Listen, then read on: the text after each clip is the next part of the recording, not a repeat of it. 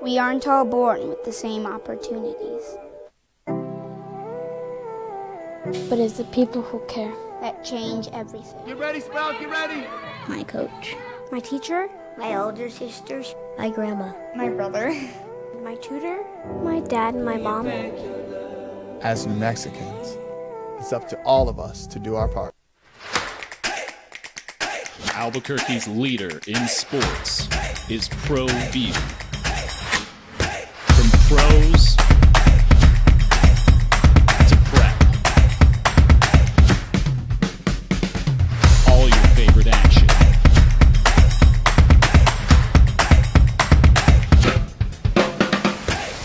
All your favorite talk shows.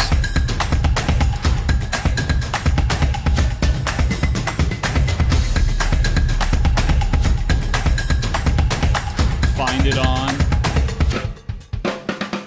ProView Networks.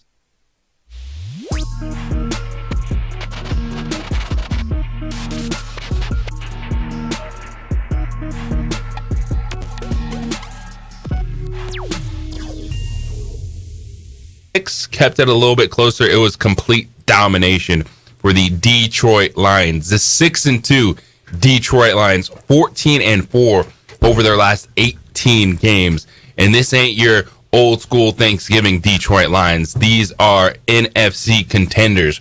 When you break it down 8 weeks into the season, they are in the mix. When you talk about teams that can win a conference championship and be playing for a Super Bowl. What it do? Welcome into the opening drive here on 95.9 FM, AM 610, The Sports Animal. JJ Buck, DC, our quarterback Ned James with you this morning. And that quarterback last night on the losing side, Jimmy Garoppolo, said, today was a bad day. There's no sugarcoating it. It is what it is. So I've just got to play better myself. I have to play better. A bunch of little things that will solve a lot of problems.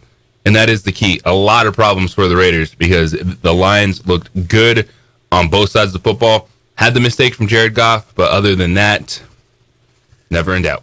Yeah, Jared Goff is starting to come around and look like a premier NFL quarterback talent now. I thought he played exceptional aside from the one INT for a touch. For them to double up almost the amount of plays that the Raiders ran was just a testament to him checking and doing all the right things and putting them in the best position to win. The defense played better. Still a little concerned about them, but they played better yesterday. Garoppolo did not look very well at all, in my opinion. I'm just hoping that because I got a lot of friends that are Raider fans, and it's not looking too good for them right now. But it was just a kind of an all-around great home performance for Detroit. Jahmyr Gibbs, looked the part, looked like an Alabama running back that could play in the pros. So he looked really good. I just thought that Jared Goff, really stands out to me now as being one of the premier quarterbacks. I know a lot of people don't like him because he can't move. He's a stiff. But that's all right. He knows how to manage the game. He's getting around it, and you can't touch quarterbacks now. So he's just doing what he's supposed to do to win the games, and turned out great last night. Well, he's a stiff that is 6-2 overall. They are now firmly in control of that division too, because of the unfortunate injury to Kirk Cousins. You have the Detroit Lions that they can be in Philadelphia. And now they can look at the Philadelphia Eagles, not just because they beat the Raiders. It's the totality of what they've done through 8 weeks of the season. And look up at Philly and go, we're coming. We're going to be nipping at your heels for that number one overall seed. And because especially the games moving forward, the Eagles, they still play the Cowboys twice. Dallas gets to play the Detroit Lions. So you have some fantastic games down the stretch. And the Lions are starting to check every box. You were talking about the defense, and they can play better, but that's an area that they addressed in the offseason. Mm-hmm. They spent some money in the secondary. The other first-round pick was a middle linebacker for them. They hit on a rookie tight end, Sam Laporta, who has been fantastic in that passing game. So you have two standout options, Amon-Ra St. Brown and Laporta. David Montgomery, who was their RB1 before he got hurt, was rolling. And they're like, let's just give it to Jahmyr Gibbs now, our first-round pick, and show you that he is ready to go. Lions are real. Yeah, this Amon-Ra St. Brown, he's the surprise guy. I mean, they've got some, the first round draft pick, that's the gambler that they got back. He's back, and so they've got some really talented receivers. But Amon-Ra St. Brown is really showing that he is going to be a receiver force to reckon with. I really like where this Detroit Lions team is headed right now. Still early, still just the mid part of the season. You're going to start getting into some weather games. I want to see Jared Goff in a few more weather games, even though I'm not really worried about him as much as I'm worried about the defense. And then we'll see where this Detroit Lion team can go, because a lot of people are saying, hey, they've had better records in the past and they just can't get through the first round of the playoffs. And it is hard to win a playoff game, but we're talking a little bit too early about that. But this that's a playoff Detroit football Lion team. Yeah, they're going to be a For sure. first. But and you mentioned the weather. All right, that's fair. You look at the end of the season schedule. So when we get into, it's already going to be November tomorrow. When we get into November, yeah, they got.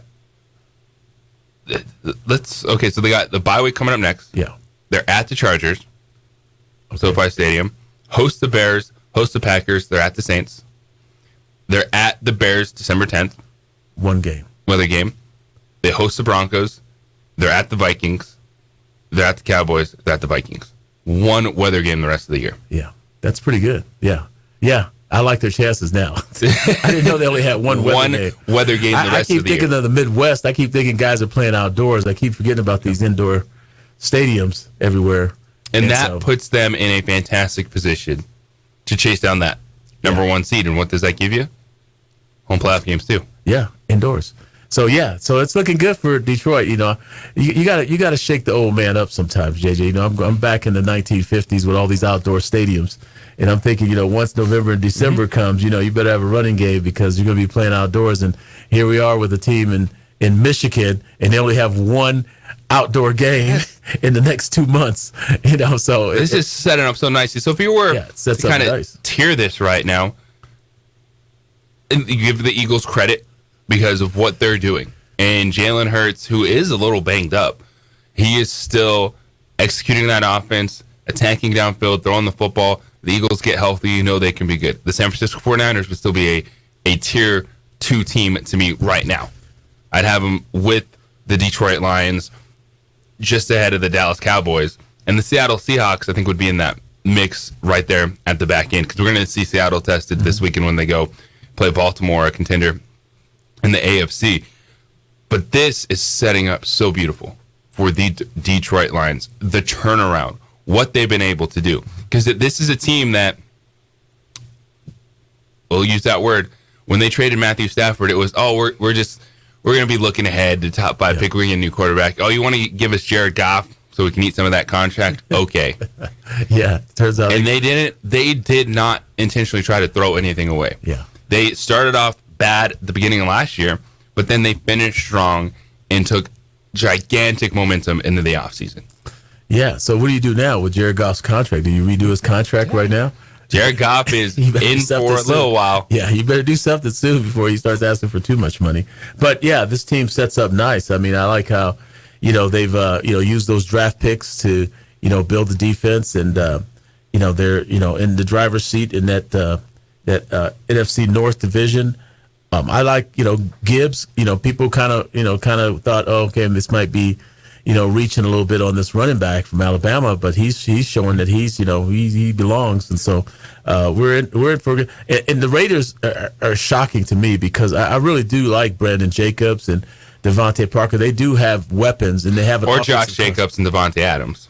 Yeah, Josh. Isn't that what I said? Josh Jacobs. I said Brandon Jacobs. Brandon Jacobs. That's the old gigantic Giants running back. I'm talking 20 years ago. Brandon Jacobs from the Giants. Jacobs, the Jacobs kid, that Jacobs boy. Yeah. So he, they've got too many great players on offense to not, be a strong, formidable offense. They scored 126 points on offense in 8 games. In 8 games. The Raiders. The Raiders. And that's why, I think a lot of people are speaking of they're there. It's the New York Giants, the Pittsburgh Steelers, New England Patriots, and Las Vegas Raiders, all under 15 points per game. this season in the NFL. Wow, that's not very good, especially when you have those high-priced guys on that roster. So Josh McDaniels, Josh McDaniels, Jimmy Garoppolo coming in. Yeah, and Josh McDaniels, he got carte blanche going in there, so he's been able to put together who he wanted, and it's just not going well for him. And they've Crosby's been playing well on defense, but they're not doing anything offensively, and so that's just one of those things where these teams that pick up these high-priced coaches, and you wonder, does this owner really know what he's doing? Do these owners really understand what they're getting themselves into when they get these certain guys? So, the Raiders have done okay so far. I mean, still, I give them another couple games before we start, burying them. But this was not a good showing against. I think we could bury the offense. That is so far. How do you go into half and Devontae Adams does not have a catch? Like, how is that possible? I know defense is scheme. We talk about it all the time, game planning, what it looks like, this or that. But that is the focal point. Jacoby Myers, Devontae Adams, those guys can't get going. That's a credit to Detroit. Yeah. But you understand the frustration. You understand why Devontae Adams is lashing out on the sideline. And then he took the PC road post-game and said, I'm not going to say anything that gets blown up. Garoppolo looked bad to me yesterday. Jimmy G did not look good at all. Speaking of frustrated players, there's a player that finally is on the move. A shocking NBA blockbuster trade overnight. We'll get to that. But coming up next, that old ball coach down in Las Cruces, Jerry Kill, New Mexico State. They're back to playing on Saturday, finally, after going through the Tuesday, Wednesday in Conference USA. But all they did was win 4 games in a row. And this team is eyeing more than just a bowl game. They are eyeing to be Conference USA champs. They are 4-1. They got Middle Tennessee coming to Las Cruces on Saturday. We talk with New Mexico State head coach Jerry Kill. Next, this is the opening drive here on 95.9 FM, AM 610, the Sports Animal. We would like to thank the following sponsors for making this broadcast possible.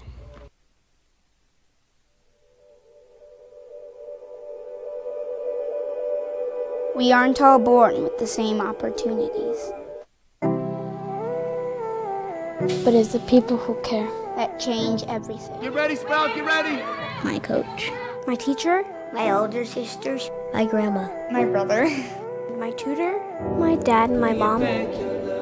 As New Mexicans, it's up to all of us to do our part. So that no child goes without love. And no family has to do it all on their own. They're all our children. Every single person is called to make a difference in the life of a child. It's up to all of us to do our part. To pull together. Pull together. Pull together. To make New Mexico the best place to be a kid.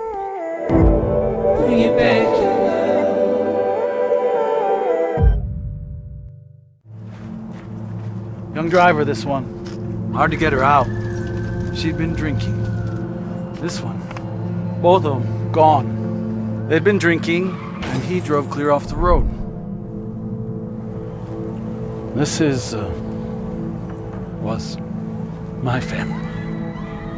Drunk driver hit us. And my wife and our daughter, they didn't make it. Albuquerque's leader in sports is ProView. From pros to prep. All your favorite action.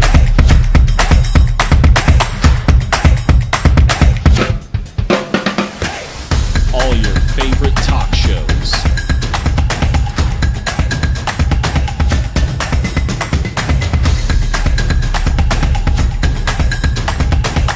Find it on ProView Networks. Hi, I'm Steve Stucker here for Dr. Robert Melendez and the Juliet Eye Institute. You may remember me like this, but no more. The glasses are gone. I tossed them months ago because of a brand new procedure from Dr. Melendez known as RLE, Refractive Lens Exchange. The latest technology, the best eyesight I've ever had in my life, and you can check it out by clicking on the link in the description right here. If you're drunk, Blasted. intoxicated, Rip. Plastered. taint, destroyed, bruh. If you're like this, you shouldn't be driving. We here at Clark's Pet Emporium welcome you to bring in your pets. We know that having your pet with you makes the experience of shopping for them even better.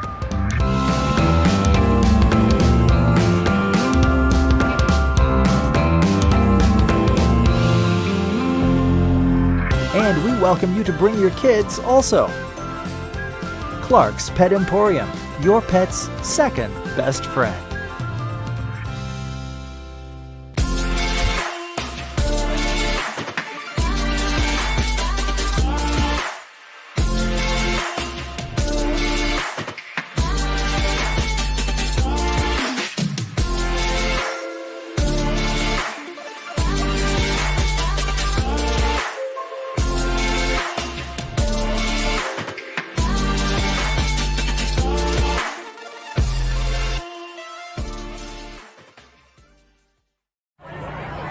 Hey, look! It's Dwight Goodman! Boom! This place is hot. Let's see if anyone needs my help. How about I drive you madman home, huh? I got this, Dwight. I'm the designated driver. Boom. Sweet.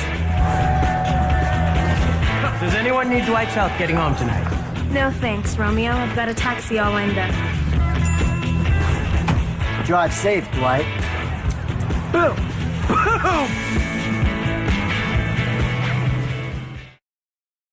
These days, it's important to know people and businesses you can trust. There's a lot of places where you can buy a vehicle, but there's only a few local dealerships where you'll find honest people who have your best interests in mind. And Fiesta Kia is one of them. We've been helping our neighbors save money and drive dependable cars for years, and we'd love to help you. With new Kias arriving daily, you'll love our selection and the peace of mind you'll get driving a Kia from Fiesta. So stop by and see us today at Fiesta Kia on Lomas, or just start driving now at fiestakia.com.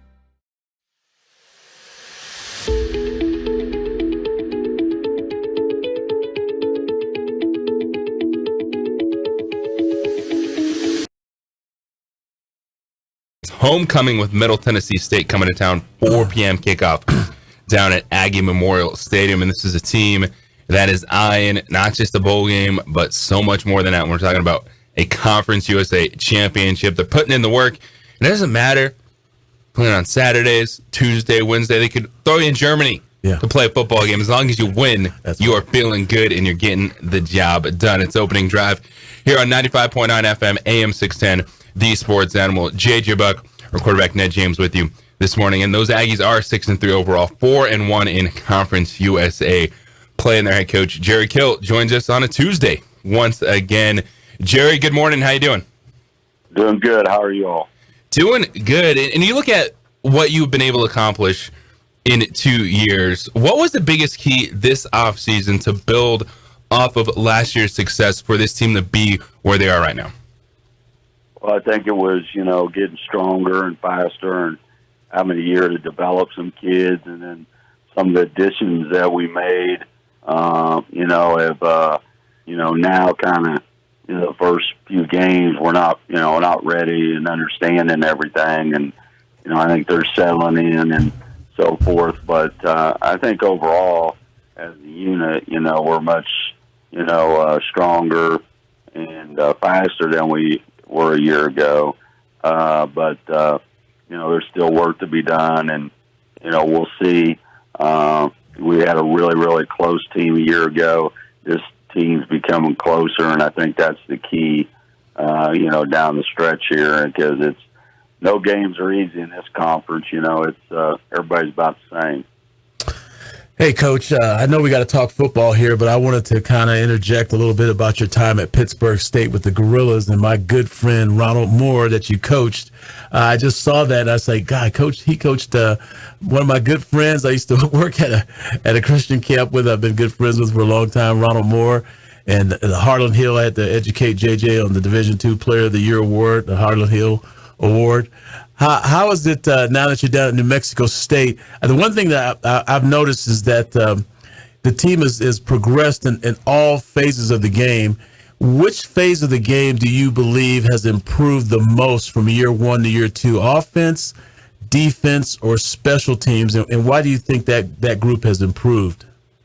Well, first of all, Ronald Moore may be the best back I've ever coached besides Brandon Jacobs. So Ronald is a special young man. Then the next question would be, is that, our offensive line is much improved than a year ago.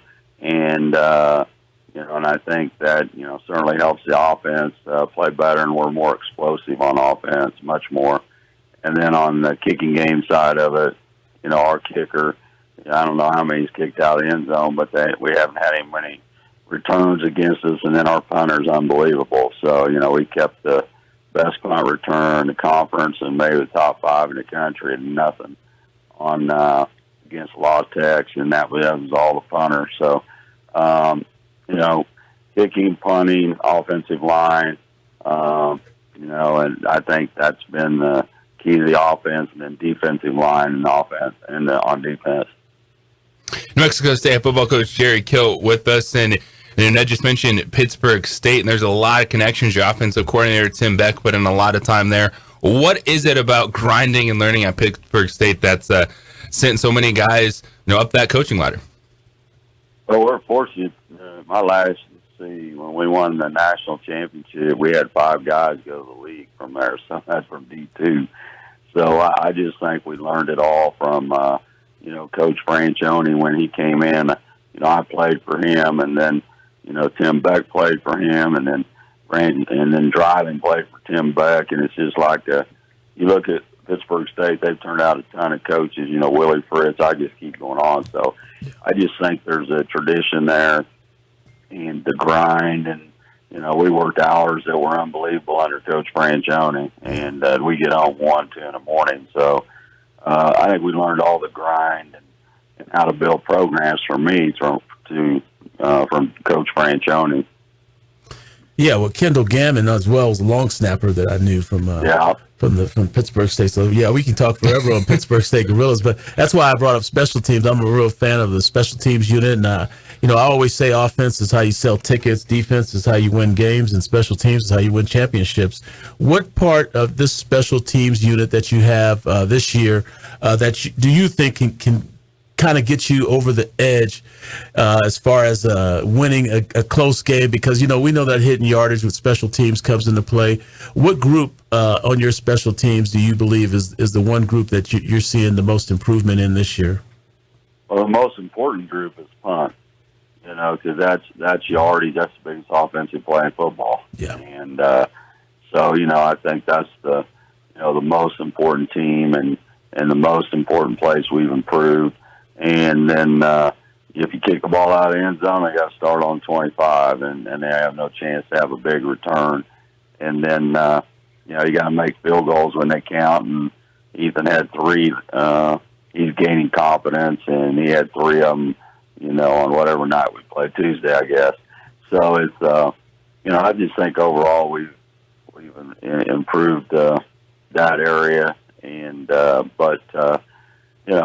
key to success has been this: every game we've won, we've had no turnovers.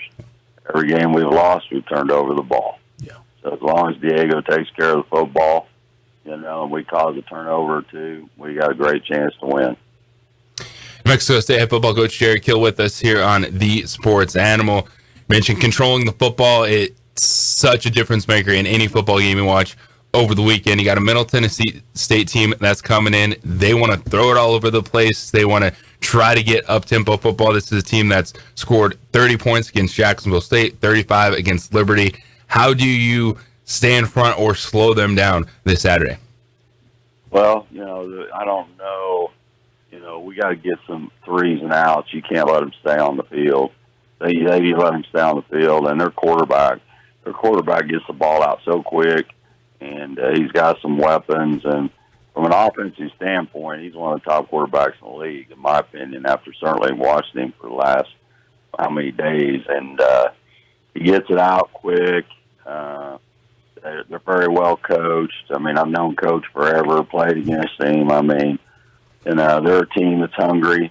They got a chance to be in the mix. So it's a deal where it should be a heck of a football game. It really should be. And but But again, turnovers will be the difference in the game, and also possessions of the ball.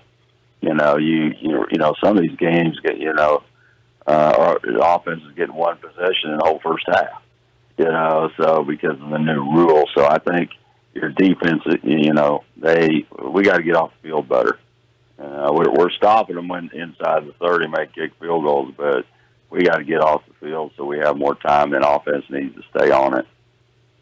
As Jerry mentioned, the possessions in games in college football, they changed the rule. The clock doesn't stop after every first down throughout the game, just under 2 minutes in the second quarter and fourth quarter. Did that have a bigger impact than you thought it was going to be, or did you know it was going to be like that?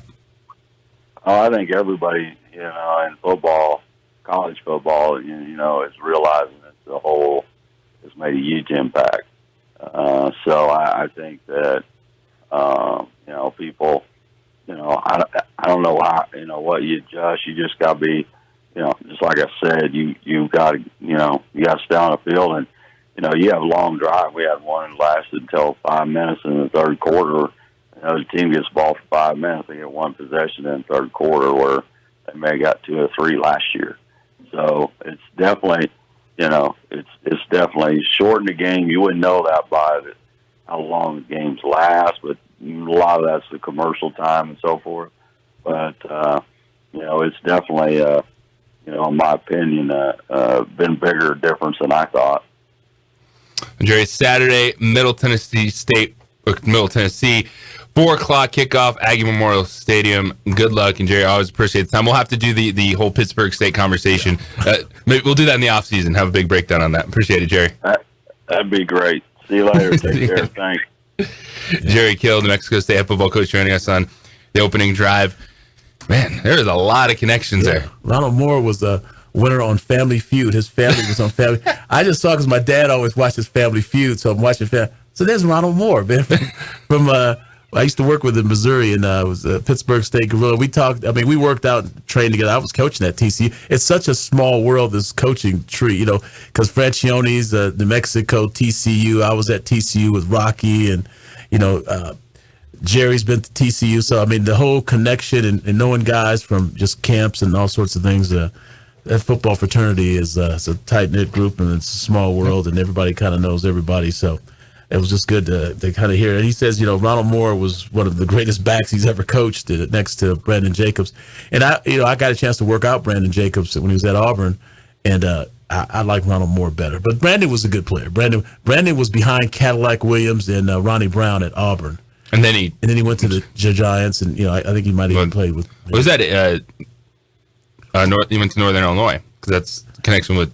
Oh, Jerry. So Brandon Jacobs went to Northern Illinois. Okay, that's right, he did. Okay, but I remember him when he was at Auburn, because he was backing up all Cadillac Williams and Ronnie Brown. That's why he probably had to go to Northern Illinois. Yeah. They found his way to the National Football League. Yeah. So small world as well. 505-246-0610. That is the Sports Animal Hotline and Sports Animal text line this morning. A blockbuster trade. So who won this trade in the NBA? Will it have championship impact for either team? That is next here on the Sports Animal.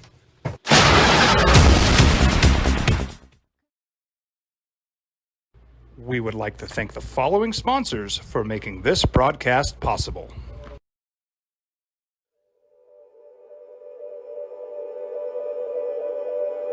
We aren't all born with the same opportunities. But it's the people who care that change everything. Get ready, Sprout, get ready! My coach. My teacher. My older sisters. My grandma. My brother. My tutor. My dad and my mom. As New Mexicans, it's up to all of us to do our part. So that no child goes without love. And no family has to do it all on their own. They're all our children. Every single person is called to make a difference in the life of a child. It's up to all of us to do our part.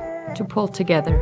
Pull together. Pull together. To make New Mexico the best place to be a kid.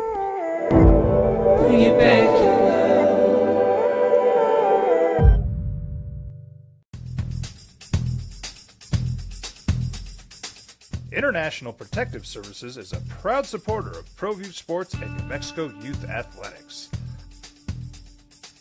IPS provides residential and commercial security services in the Albuquerque metro area. For more info, please call 505-897-2420 or visit internationalprotectiveservice.com. Young driver, this one. Hard to get her out. She'd been drinking. This one. Both of them gone. They'd been drinking, and he drove clear off the road. This was my family. Drunk driver hit us. And my wife and our daughter, they didn't make it. If you're drunk, blasted, Intoxicated. rip, plaster, Taint. Destroyed, bruh. If you're like this, you shouldn't be driving. Rosendo Najar here, president of Carpenters Local 1319. Juan Junior Gonzalez, warden of Local 1319. Some people have a misconception about what a carpenter does. The carpentry trade entails more than just woodworking or building houses. We are responsible for 85% of a construction job site. Everything from the superintendent on down. We have a great apprenticeship program. Information can be found on our website.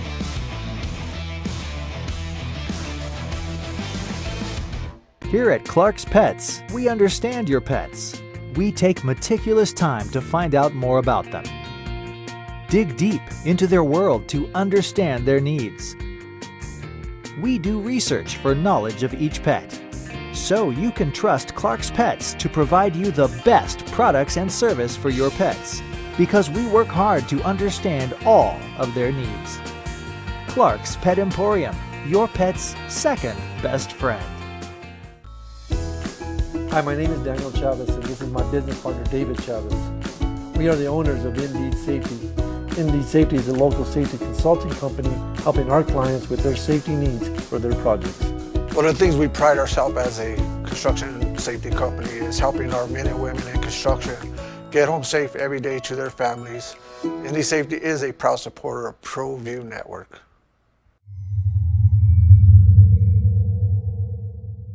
Hi, I'm Steve Stucker here for Dr. Robert Melendez and the Juliet Eye Institute. You may remember me like this, but no more. The glasses are gone. I tossed them months ago because of a brand new procedure from Dr. Melendez known as RLE, Refractive Lens Exchange. The latest technology, the best eyesight I've ever had in my life, and you can check it out by clicking on the link in the description right here.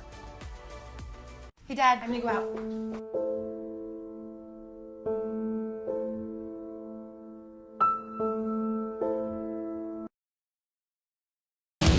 Talking to coaches, and one of the best things for me to learn about the game of football has been able to hang out with Ned James. And when we start working together doing the Global Football Studio show, you're just learning things because it's the whole outside versus inside. Because, DC, would you ever in your mind think, oh, a punt is an offensive play? I can see the logic behind it. It's odd when you say it, your first thought is maybe not, but when you really sort through it, yeah, Ned has told me this before, and we've gone back and forth because I've been kind of the Brandon Staley type from like go for it on fourth down, be aggressive. Ned's like, punt the football. You punt the football. You play the yardage game, you punt the football. Jerry Kill just talking about punting is the biggest offensive play you can have in a game, and it's the mindset of the game of football, which you can view it and play it so many different ways. Yeah, we're not playing Madden. We're playing real football. You guys are playing Madden, and so we sometimes you conflate things because you're using two different models, and that's okay. I mean, that's what fans are for. We want fans. They come up with these different ideas. It's just fun to talk to Jerry. Jerry reminded me that I'm sleeping too much because he's they're grinding at 1 and 2 in the morning. But you don't miss those days. Those meetings, and I'm thinking, man, God, I'm just getting too much sleep at night. I need to go back to my days of coaching. Where you're watching plenty of film to get ready. I know, and I don't think I'm watching enough. I feel guilty, So talking to Jerry, not even a coach, you just break it down. That's why you got to listen. Yeah, because when you listen, and you had the chance to work with Ned, filling in got it unlocked. He's already coming in. First thing he said to me this morning, we were walking up the elevator. He's like, man, this UNLV football team's good. Like, it's Tuesday morning. He's like, yep. I love that. And I've always watched the special teams film already. That's the thing. Yeah, everybody loves the offense, but I'm watching special teams and defense. So, Ned, yeah, let me there ask you go. this. When were you at Pittsburgh State? I was never at Pittsburgh State. Oh, I'm sorry. I just worked. I worked at a camp. I was coaching at TCU, and I spent summers trying to make a little extra money working at a Christian camp in Missouri, in Branson, Missouri. And Ronald Moore worked at the same camp with me, and he was training. I had just finished playing, and I was, GAing and coaching at TCU, and worked at this camp just to make some extra money, and met Ronald Moore at the camp. And he was training for the NFL. I mean, he was at Pittsburgh State, and he'd been training to get drafted. And then he won the Harlan Hill Award the next year as the best running back in Division II football. And just a great guy. And then, it was funny as I was reading up on Jerry Kill, and I saw that Ronald Moore had played for him. And my dad watches Family Feud all the time. And one day I'm watching Family Feud with my dad, and there's Ronald Moore and his family on Family Feud. And they won on Family Feud. So it's just weird. I mean, I don't know. It's just weird. That's just weird. The football world circles around Family Feud. The reason I ask is I actually have quite a few friends that have gone to Pittsburgh State, and it's a fun little town, Pittsburgh. But now when you say you were in Branson, you catch a show while you were out there? You had a good time in Branson? No. It was beautiful. I mean, I had never been to Branson before. I got a friend of mine talked me into going to this camp because it was a sports camp, for kids. And that's why they wanted athletes, former athletes and coaches to go to this camp. Martina Navratilova's kid was there, the tennis star. They were having all these, famous people that sent their kids to these camps up there.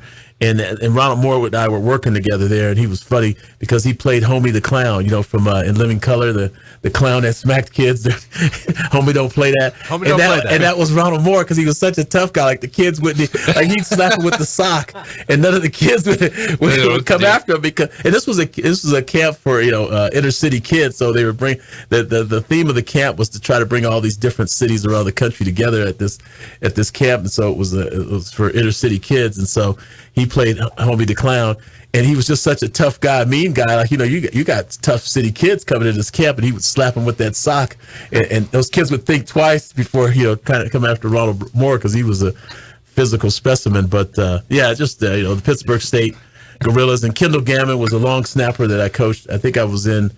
That's what's fun. That's what's crazy because I think you need Kendall your resume up right now. New Orleans with the Saints. When I was at the Saints, he was a long snapper, and he was from the Pittsburgh State Gorillas, and he was a long snapper for the Kansas City Chiefs for a while, and that's why Jerry Kill knew who he was as well. That's our quarterback, Ned James. JJ Buck DC with you this morning here on the opening drive. News last night that if you were up in the middle of the night, you saw the Woj bomb come down. The Los Angeles Clippers acquired James Harden from the Philadelphia 76ers. So what does this all mean? Well, it means Philadelphia finally moves on from James Harden. I really like this move from the Clippers because this is a risk it for the biscuit. This is let's bring in James Harden, Kawhi Leonard, Paul George, the giant if they are healthy. And Paul George has actually been the dude that you can rely on last couple seasons. The one thing with James Harden, he is a good number 3 in this role. And if he just chills out, does his thing, goes in there, plays off of Kawhi Leonard, Paul George, the Clippers can be pesky in the Western Conference because the Clippers did not have to give up anything to acquire James Harden from the Philadelphia 76ers. 76ers sent Harden, PJ Tucker, bench player Philip Petruv to the Clippers for Marcus Morris, Robert Covington, Nick Batum, KJ Martin, a 28 unprotected first-round pick, 2 second-round picks, and a 29 pick swap that will be in the first round for James Harden. So that's nothing. Yeah. And we did see last year, James Harden in a complimentary role. This is who he is now. Mm-hmm. He's not the 10-time All-Star guard that once was. He's a complimentary player. He won a couple games. He did. He won a couple playoff games with the team on his shoulders for the 76ers. But I just don't trust James Harden. And he's been there, done that in these situations where things have set up nicely for him. We can get into the Daryl Morey, James Harden frustration. Mm-hmm. When it comes to basketball, Harden has been handed some really good situations. And whether it's his fault or not, it's another thing that did not work out that he was a part of. Okay, let me ask you this question and just speak of just right now. Who do you trust more right now today? James Harden or Kawhi Leonard? Right now, today. To be on the floor? To be on the floor playing basketball. James Harden. Yeah, that's my point. Yeah. See, so, a lot of times it's availability. Guys, even though they're a pain, but they're there. You've got to deal with them. It's almost like, teaching special ed. You got these kids in the classroom. Nobody cares that, that the kid is, a problem. You got to figure out a way to get this kid taught. So that's what the James Harden deal is. But he's there. He's there every day. Kawhi Leonard, I have not seen him. And there's an APB out. He's a missing child. So the show Found, we've got to find him because he's never around. So I don't know. I don't know what's going to be good for this Clippers team because all this potential, but Kawhi Leonard never plays. He doesn't play enough for them to be a contender. But if he plays enough, then they become a contender. But everybody's saying if. Yeah, and that's the biggest question. That's what it's been since Kawhi Leonard and Paul George have gotten together. Mm-hmm. What could be if this, if that? And you look at the Los Angeles Clippers, we were just talking about football, how it's not Madden. This is an NBA 2K roster. James Harden, Paul George, Kawhi Leonard, and Russell Westbrook. Yeah. This is like some basketball dude just saying, I want all these guys on my team. Let's go make these video game trades. Yeah. Now, how do you fit those pieces together? Did you ever think we'd be talking about a backcourt with James Harden and Russell Westbrook together? No, never thought. And the fact that they were able to bring this group back together. Is it too little, too late?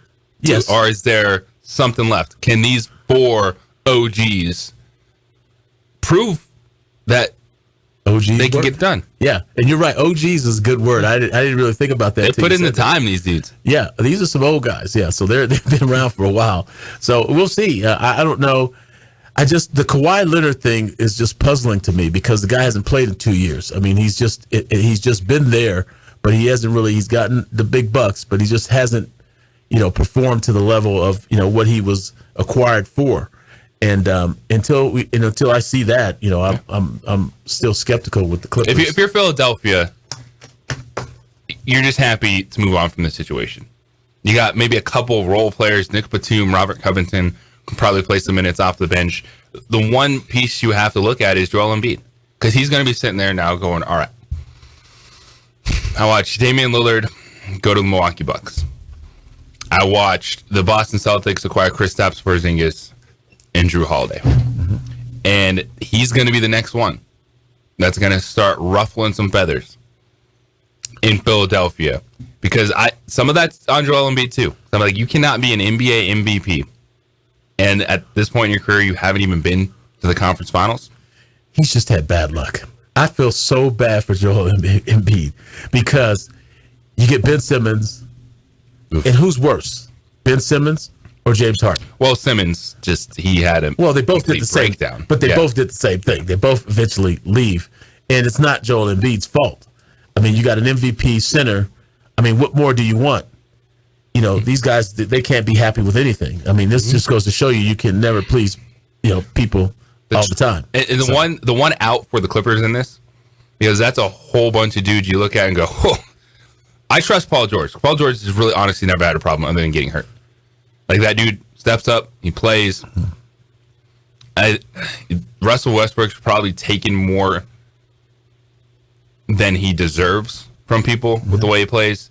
But you look at Harden and Kawhi Leonard, it's a question mark because is James Harden going to get upset at some point in time? And Kawhi Leonard, it's all about availability. But for the Clippers, going all in with this NBA 2K roster, there's a chance though that Kawhi Leonard, Paul George, and James Harden, they all could be unrestricted free agents. So if this really doesn't work, the Clippers are at least setting themselves up for they can move on and they can figure out the new future.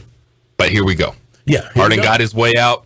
Yeah. Clippers, Steve Ballmer loves just these dudes. He loves Russell Westbrook, Kawhi Leonard, Paul George. He's like Jim. He is the super fan that he just looks at the box score and he's like, I want this guy on my team, and he got him. We're going to see if he likes all these guys once the season gets going here, because you got 4 All-Stars and people are going to have expectations, and you're in La La Land, and so you're trying to beat out the Lakers for views, and people are still going to say, hey, what are you doing compared to the Lakers? And so you still have that, but I don't, the James Harden thing. It's a business thing. I understand. It's always business. It's business with Kawhi. Kawhi's getting a ton of money. It's just the business part of it, but he doesn't play. We got to wait and see. You just really have to wait and see who gets the better end of this deal. Speaking of business, big business scheduled to be in studio with us at 9 o'clock this morning. Jeff Grammer, the Albuquerque Journal Lobo basketball beat reporter, talking some hoops and maybe address his San Francisco 49ers that are on a 3-game losing streak. And their head coach was asked what is a crazy question at this point in time, but he was asked it, and how did he respond? That's next here on 95.9 FM, AM 610, The Sports Animal. This report is sponsored by Staples Stores. We would like to thank the following sponsors for making this broadcast possible. Albuquerque's leader in sports is ProView. From pros to prep, all your favorite action.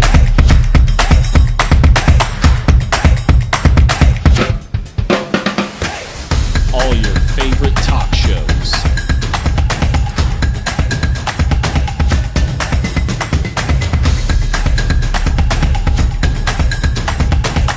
Find it on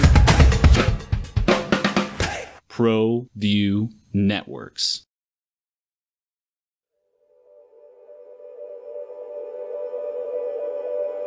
We aren't all born with the same opportunities. But it's the people who care that change everything. Get ready, Sprout, get ready! My coach, my teacher, my older sisters, my grandma, my brother, my tutor, my dad, and my mom. As New Mexicans, it's up to all of us to do our part. So that no child goes without love. And no family has to do it all on their own. They're all our children. Every single person is called to make a difference in the life of a child. It's up to all of us to do our part. To pull together. Pull together. Pull together. To make New Mexico the best place to be a kid.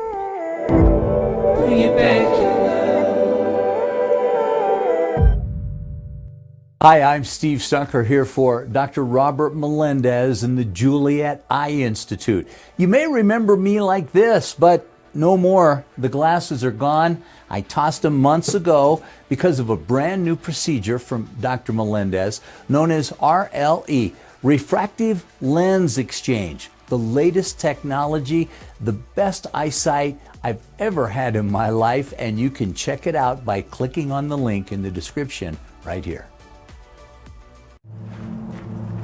Young driver, this one. Hard to get her out. She'd been drinking. This one. Both of them gone. They'd been drinking, and he drove clear off the road.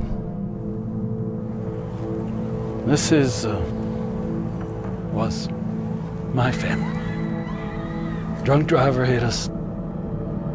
And my wife and our daughter, they didn't make it. If you're drunk, blasted, intoxicated, rip, plastered, taint, destroyed, bruh. If you're like this, you shouldn't be driving. We here at Clark's Pet Emporium welcome you to bring in your pets. We know that having your pet with you makes the experience of shopping for them even better.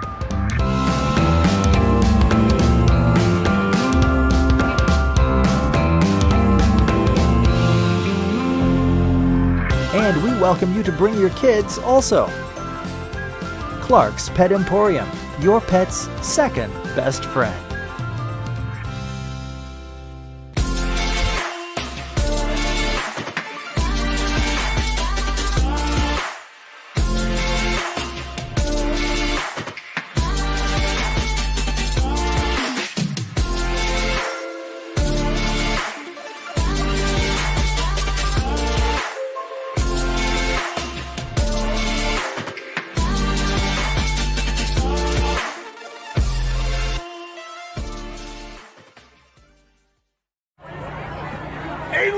it's Dwight Goodman! Boom!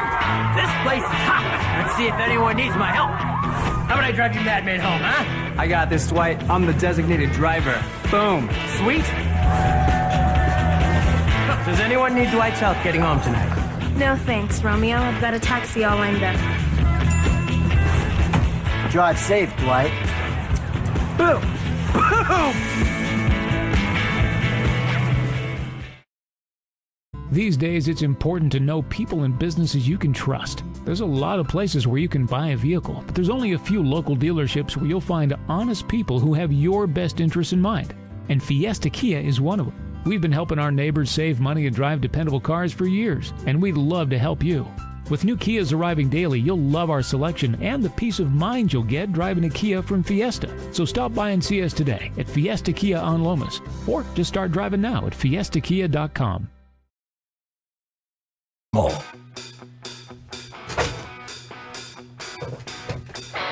You can always ask questions,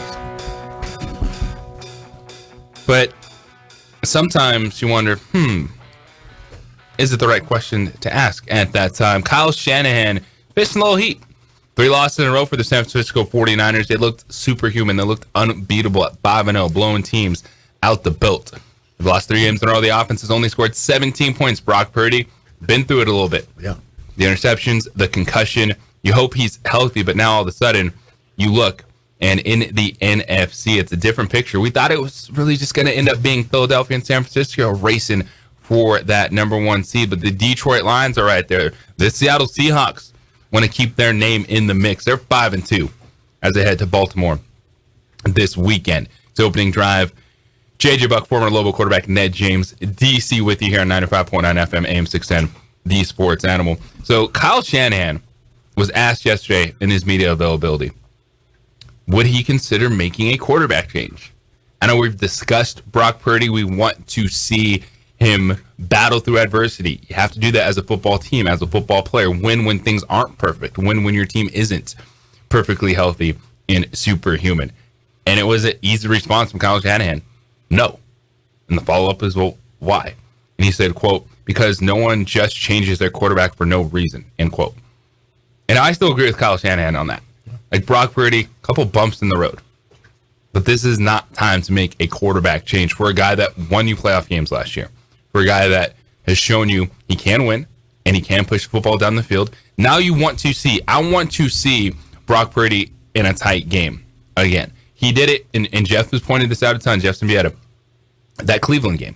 It wasn't pretty, but Brock Purdy drove his team down in the field goal range. Dude missed the game-winning field goal. Mm-hmm. I want to see him come out of this situation because you need to see quarterbacks, you need to see teams respond. And to me, it's not, let's change the quarterback. It's, all right, you come out of the bye week, you get a good test against the Jacksonville Jaguars. What do you got? Yeah, but this is what happens when you put the gold jacket on your quarterback and he's only played 10 games in the NFL. You know, you have these expectations of quarterbacks all the time when they're first round draft picks or if they're Mr. Irrelevant. Once you start playing in the NFL, you have the target on your back. And if there's another quarterback in the building, he's always going to look better than you are when you lose. Well, especially when it's the first round pick versus Mr. Irrelevant. Yeah, and he's the first round pick that's been a bust because he's been to 2 or 3 different places now, 3. And so now, all of a sudden he's the darling because the guy's lost 3 games or he's been in 3 games that they've lost, and your defense is supposed to be this superlative defense. So I don't know where they're going to go with asking this question because they're just asking the question. Coaches know already. I mean, they've made the decision that Purdy is the guy. They got rid of the first round draft pick that they gave a lot of draft picks away for. So to make him the guy, so he's going to be the guy. They moved on from one first round pick that they couldn't get going in Trey Lance, brought in Sam Darnold, the backup there. Yeah. 7th round pick. And you have to say to yourself, and I always say this, and I sincerely mean this. That's why I like talking to coaches like Jerry Kill. Jerry Kill's the offensive coordinator. Jerry Kill's the defensive coordinator. Jerry Kill is the special teams coordinator. Kyle Shanahan better realize that he is the offensive coordinator, the defensive coordinator, and the special teams coordinator. And it doesn't always fall on the quarterback when you lose.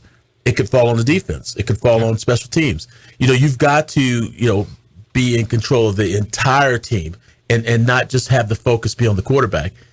Divert attention away from the quarterback. Say, hey, we got to play better, in the secondary. We got to play better in the kicking game or something. Because it's not always the quarterback. Quarterbacks get way too much credit when you win and way too much blame when you lose. So you just have to, the beauty of the game of football. Yeah, you have to know how to massage it. And, it's like what Jerry was saying, don't turn the ball over. I was praising this offense at UNM because they weren't turning the ball over. What do? They let me down. They go out and start turning the ball over against Nevada. And that probably cost them the game more than anything. Oh, it did. And so, yeah. That was the game. It was the game. And so you got to protect the ball and those kind of things. And, there's, one of these, one of these days we're going to all sit down and have this conversation about the quarterback and how he just gets way too much credit and we should just go to the wishbone so we don't have to talk about the quarterback. The challenge is in football, we compare everything to the best. And that's one of the narratives that I like to push back on is we compare everything to Patrick Mahomes. We compare everything to Joe Burrow. It's like, yes, you need to be competing with those guys, but there's other ways to get there. It doesn't just mean you have to have another elite quarterback. Because guess what? There's not 15 or 20 elite quarterbacks for everyone to have. Right. There's only going to be 2 or 3 of those guys that we can classify as elite any single time over a period of time. Now, there's good quarterbacks because you run down the list, and if you're saying, all right, how do I compete with Patrick Mahomes? Well, you have a Joe Burrow, you have a Josh Allen. Justin Herbert is talented enough to do that. Lamar Jackson is that guy. And you start running down the list, and it's, all right, how do you build enough around what you have? And so I think what you're saying about the quarterback position it's a conversation that's gone so many different places where people feel if you don't have an elite guy, just throw everything away. And that's not exactly the case. And that's what you're getting at too with Brock Purdy, San Francisco, and their struggles where everyone's hyper-focused on the quarterback, but it's like, okay, but what else is going on? But is Purdy elite? Because when you're elite, that's when the questions have to be asked. Because if he's not elite, then you don't ask those kind of questions. But if he is elite, you have to ask that question. Yeah. But he's not. No. Okay. He's not an elite quarterback. He's not an elite quarterback. I think if we asked who are the elite quarterbacks. Was he an elite quarterback? He was not an elite quarterback last year. He wasn't an elite quarterback 3 games ago. No. Okay. He was an undefeated quarterback, not an elite. Not an elite quarterback. 505-246-0610. That is the Sports Animal hotline and text line this morning, 9 a.m. Jeff Grammer is set to join us. He's a 49ers fan. How's he feeling about this? Let's beat him up. And he's going to play Red Zone with us at 9:15. It's opening drive here on the Sports Animal.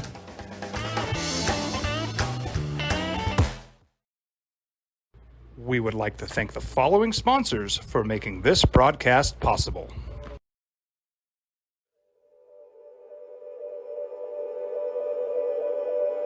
We aren't all born with the same opportunities. But it's the people who care that change everything. Get ready, Sprout, get ready. My coach, my teacher, my older sisters, my grandma, my brother, my tutor, my dad, and my mom. As New Mexicans, it's up to all of us to do our part. So that no child goes without love. And no family has to do it all on their own. They're all our children. Every single person is called to make a difference in the life of a child. It's up to all of us to do our part. To pull together. Pull together. Pull together. To make New Mexico the best place to be a kid.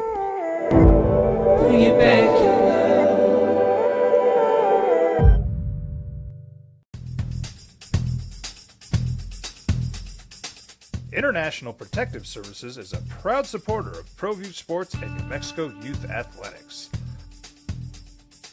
IPS provides residential and commercial security services in the Albuquerque metro area.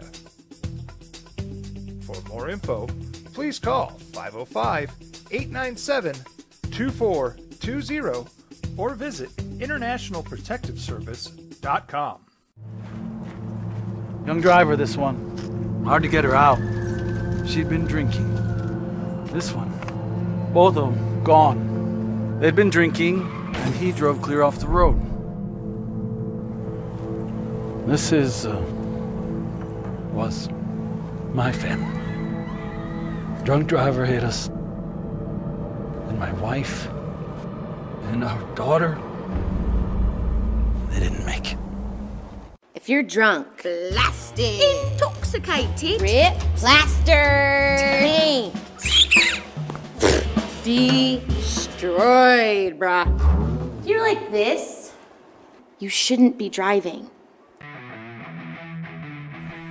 Rosendo Najar here, president of Carpenters Local 1319. Juan Junior Gonzalez, warden of Local 1319. Some people have a misconception about what a carpenter does. The carpentry trade entails more than just woodworking or building houses. We are responsible for 85% of a construction job site. Everything from the superintendent on down. We have a great apprenticeship program. Information can be found on our website.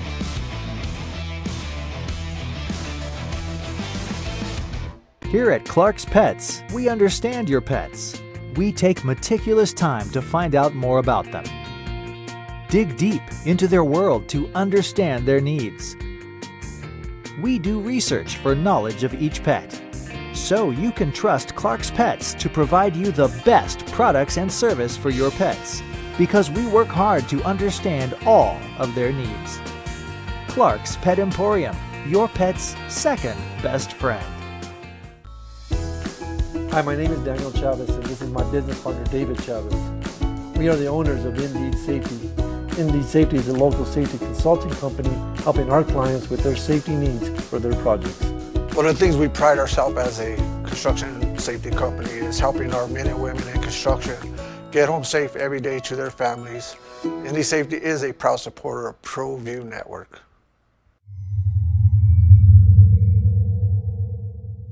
Hi, I'm Steve Stunker here for Dr. Robert Melendez and the Juliet Eye Institute.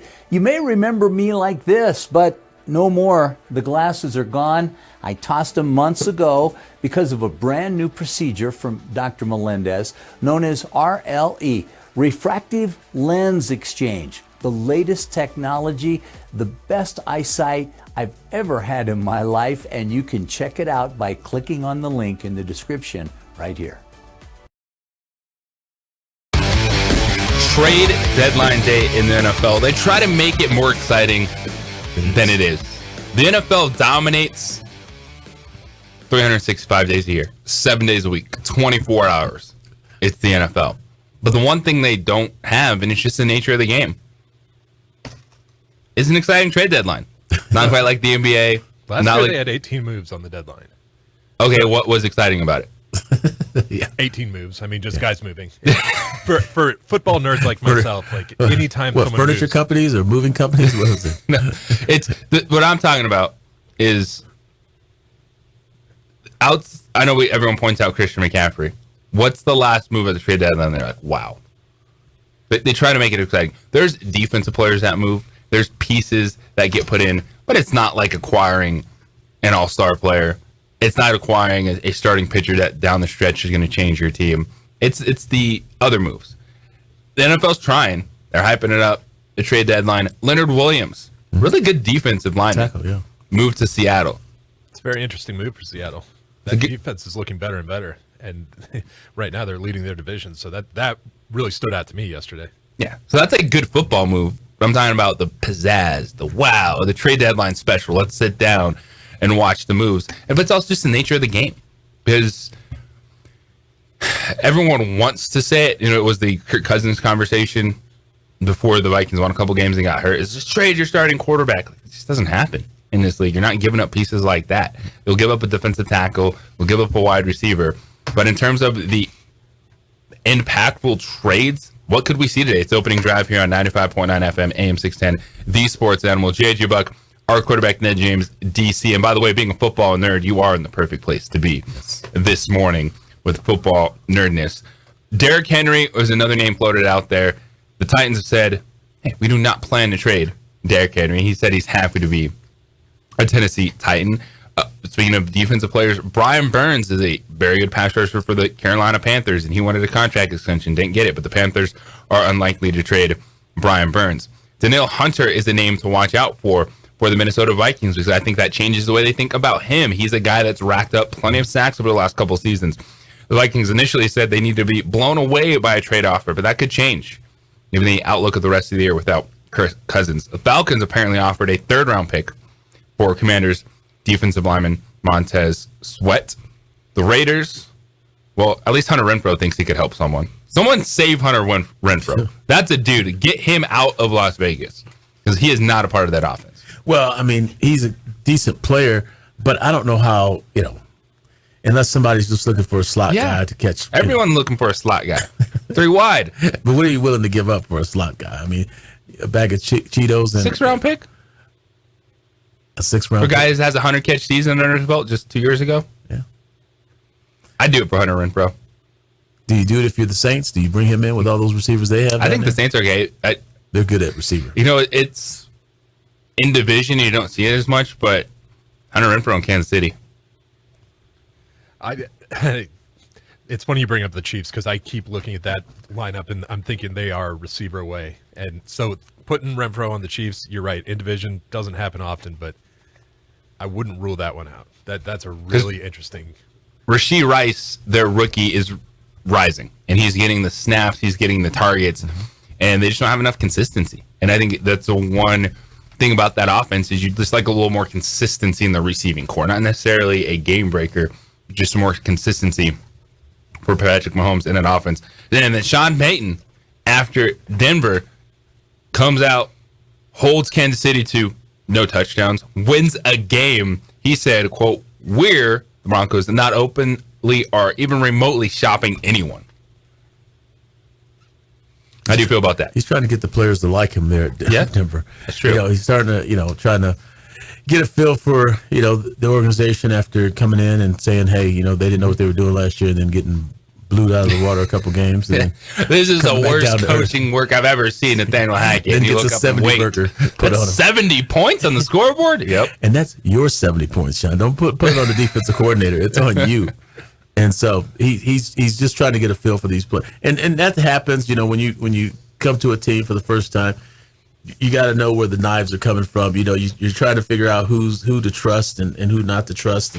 And so it's tough. And so I know Sean's, having a tough time just trying to figure out, who belongs and who doesn't belong. And I'm optimistic because I always like a veteran quarterback, on a team that's, trying to get over the hump in the midway part of the season. So we'll see what happens. So what was it? 2 weeks ago, Sean Payton made the Detroit Lions comment, and we all clowned him. And he's saying, "Hey, look at the Detroit Lions last year. They started off rough. They finished the season on a high note. They built off that momentum." And all of us were like, "LOL." Nope, that ain't gonna be you. Everyone was hating on Sean Payton, and now it's like, maybe he had a point there. And it does take a while, and it takes work, and you got to grind. And that's why I just love listening to Jerry Kill because he talks about the grind. And I just remember those nights, sleeping in the office, trying to get an edge somehow, looking at tapes from 10 years prior to see if there's something that this coach did in his past that you could get a tip from. It's just little things like that coaches are doing and just trying to find every little edge they can, unlike Michigan, stealing, cheating. It's a little bit over the edge. People watch over the edge scouting. It's over the edge scouting for Michigan. Yeah, but you just try to find that edge. You're trying to and you got to motivate players and you got to get players to trust you and that sort of thing. And so it's tough sledding. And we're talking about impactful moves. Is it easier to incorporate someone in on the defense as opposed to an offense at this point in time, or would it be fine either way?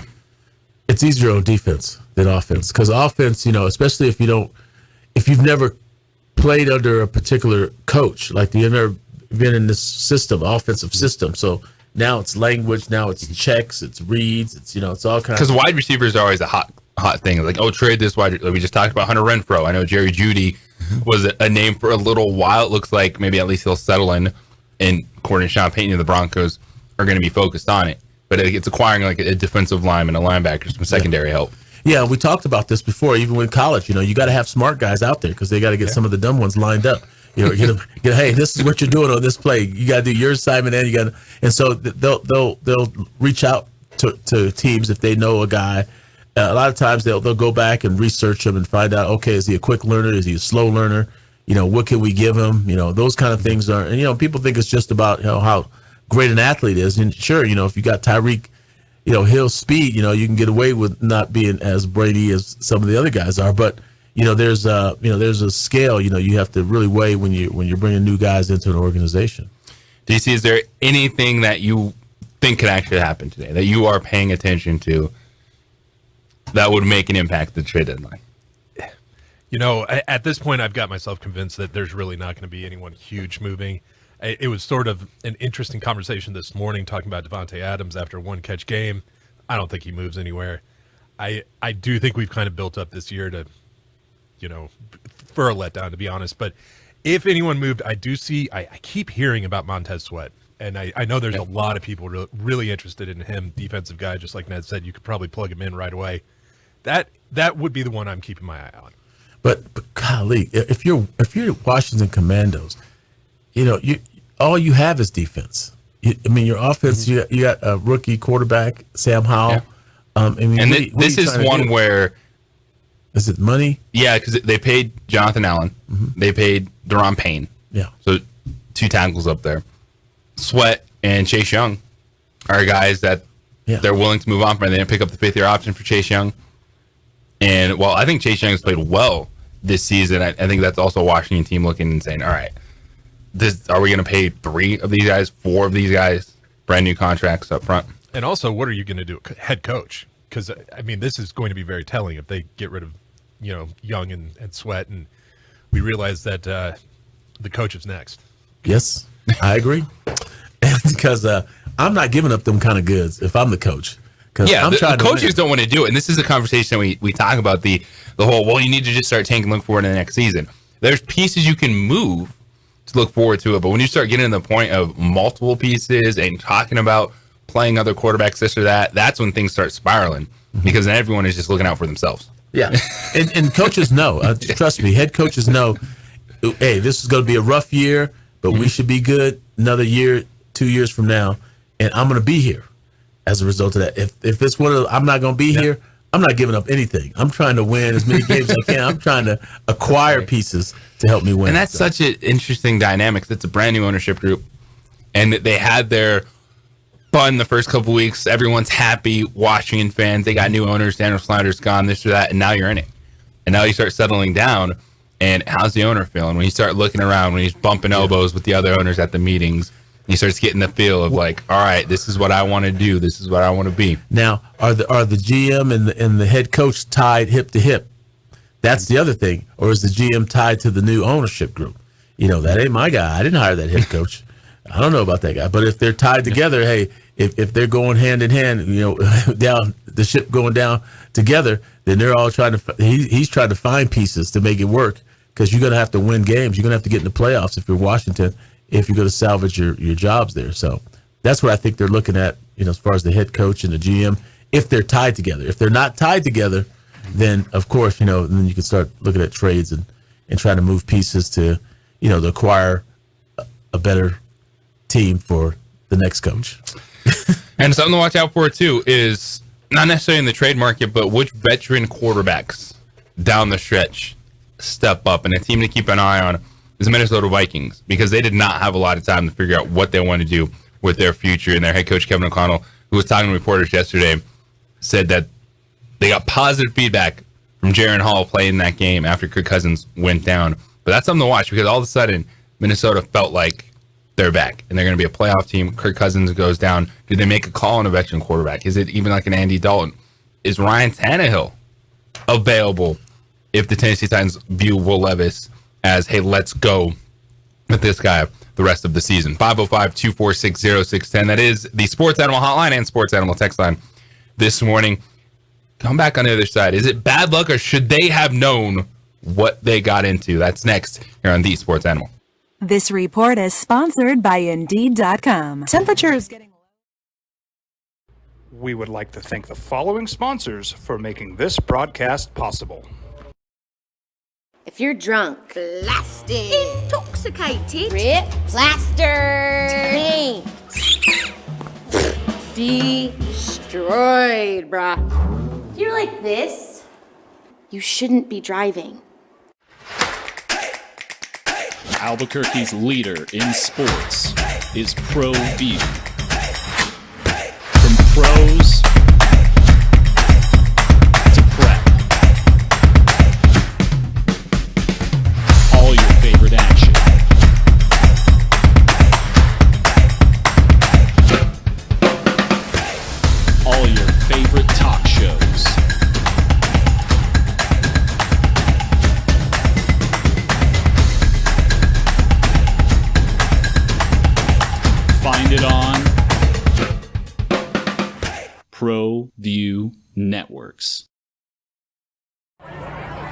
Hey, look! It's Dwight Goodman! Boom! This place is hot. Let's see if anyone needs my help. How about I drive you madman home, huh? I got this, Dwight. I'm the designated driver. Boom. Sweet. Does anyone need Dwight's help getting home tonight? No thanks, Romeo. I've got a taxi all lined up. Drive safe, Dwight. Boom! Boom!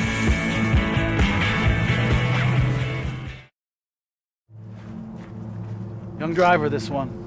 Hard to get her out. She'd been drinking. This one. Both of them gone. They'd been drinking, and he drove clear off the road.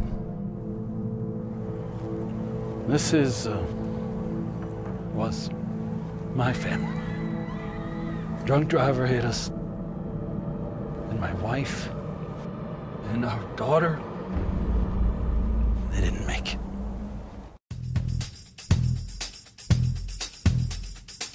International Protective Services is a proud supporter of ProView Sports and New Mexico Youth Athletics. IPS provides residential and commercial security services in the Albuquerque metro area.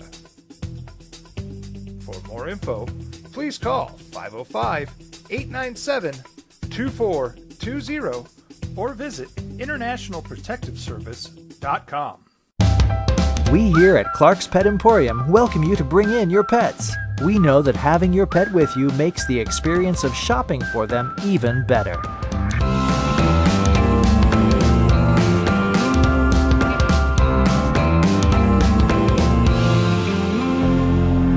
And we welcome you to bring your kids also. Clark's Pet Emporium, your pet's second best friend. Hi, I'm Steve Stunker here for Dr. Robert Melendez and the Juliet Eye Institute. You may remember me like this, but no more. The glasses are gone. I tossed them months ago because of a brand new procedure from Dr. Melendez known as RLE, Refractive Lens Exchange. The latest technology, the best eyesight I've ever had in my life, and you can check it out by clicking on the link in the description right here. Well, I'm going to the frontier, walking to the cashier, order up a root beer and a number one. Cover it with green stuff, one scoop is not enough. Find a booth is real tough, back by the Duke. Meet my family, meet my friends in the quirkiest restaurant I have ever been. All of Albuquerque's favorite spot, it's the Frontier Restaurant. The Frontier Restaurant is a proud supporter of ProView Networks. These are more than just the sounds of a safe place to go after school. These are the sounds of interest being ignited and of mentors making an impact. At Boys and Girls Clubs, we don't do just one thing. We do whatever it takes to meet the needs of every kid who comes through those doors. Because whatever it takes is what it takes to build great futures. Great futures start here. Don't sacrifice quality and flavor when you're in a hurry. Golden Pride offers ribs, fried chicken, red and green chili breakfast burritos, and Frontier sweet rolls. 4 great locations, or visit us online at goldenprideabq.com. Golden Pride Barbecue Chicken and Ribs are proud supporters of ProView Sports.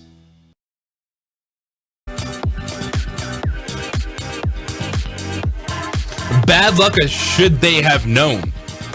Easy to say after the fact. When you're talking about the Cleveland Browns and Deshaun Watson. Gave him the bag, went all in, said $230 million guaranteed. Deshaun, you don't want to go to Atlanta. You don't want to be traded to the Falcons. You want to come right here for this guaranteed money. And what was it? Was it Scrooge McDuck? Is that the one that's swimming in gold coins? That's Deshaun Watson. He's just like, swimming in gold coins, rehabbing my shoulder, feeling good. And the Browns have a fantastic football team. Yes, they did. Looking at the defensive numbers this morning, they're forcing teams to punt on 30% of their possessions. That's the highest number in the NFL. It's like 12% better than the second best in terms of defenses forcing opponents to punt the football, punting the best offensive play in football. And the text line says, hearing Ned talk about punting just makes me think, okay, boomer. Well, special teams matter. Yes. Before the Cleveland Browns, should they have seen this coming? But this is this to me is just, this is an injury. Now, they did this to themselves with putting it out there that it was cleared to play, and then he doesn't play. And then so people start questioning Deshaun Watson. They already don't trust his character. They think he's shaking it. But you have to remember one thing. People gave this guy a hard time, even though he did talk too much. And I like him, but he talks too much. Baker Mayfield brought up this training room incident with these trainers in Cleveland, and people gave him a hard time about that. People said he shouldn't be coming out talking bad about the trainers and the doctors, team doctors. Now we fast forward it. We got another issue with the trainers and team coming out with reports about a guy being able to play and the guy not playing. So when Baker brought it up, it was Baker's, hey, he's contradicting the doctors. He's talking bad about in-house stuff with trainers. Now we fast forward and we're at the same place again with a guy who everybody thought should have played and he didn't play. And so now is it the player or is it management? Is it it getting out that he could have played but didn't play? All those kind of things that should be kept in house. Now they're starting to leak out. Do we have a problem with the training room and the doctors in Cleveland? Now, with Deshaun Watson, as far as him getting the $230 million guaranteed, everybody be quiet. I'm not going to say shut up, that's rude, but be quiet. Do not argue about another man's money. He got the money. He deserved the money. He got the money because there was someone else that was going to give him just as much, but they were able to give him that amount of money to get him to come to Cleveland.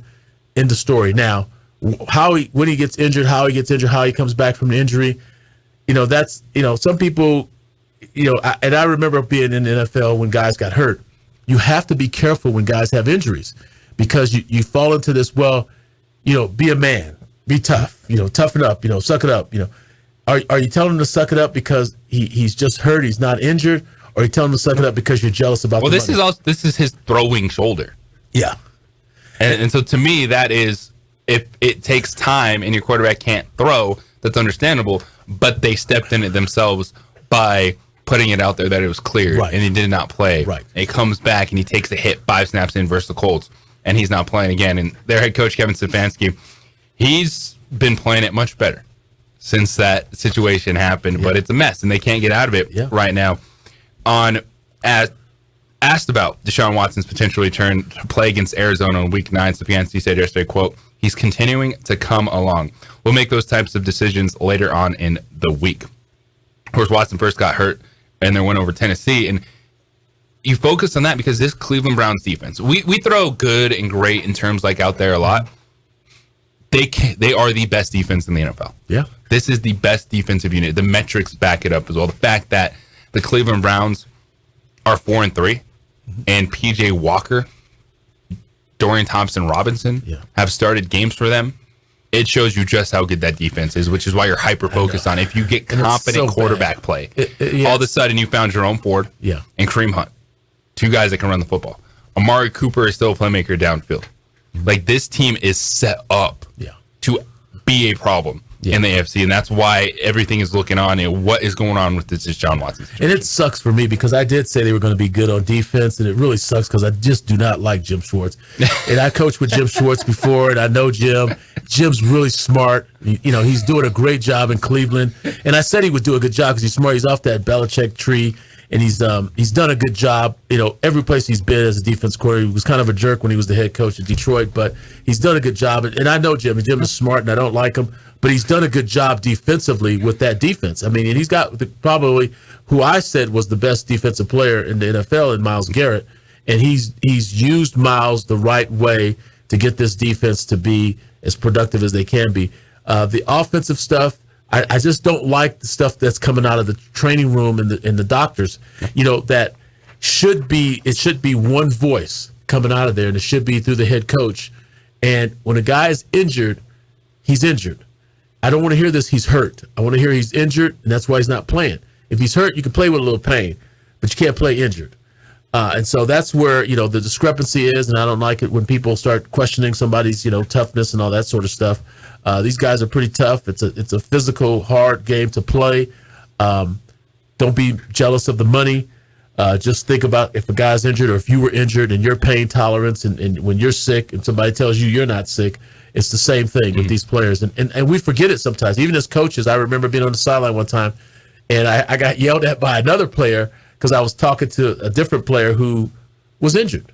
And I just made the mistake of kind of questioning and saying, well, are you going to be all right? You think you can come? And the other player said, hey man, no, he's not, leave him alone. And that happens when you're coaching on the sidelines with NFL players and they're protective of each other. And you'd be amazed which guys protect which guys, because this was a kicker and the guy who was defending him was a running back. And so when I asked him the question, but it was, that's what happens through the course of the game. You get caught up in the emotion of the game sometimes, and fans get that way as well. And so you just have to be careful when you start to talk about guys injured. And Deshaun is injured; he shouldn't be playing.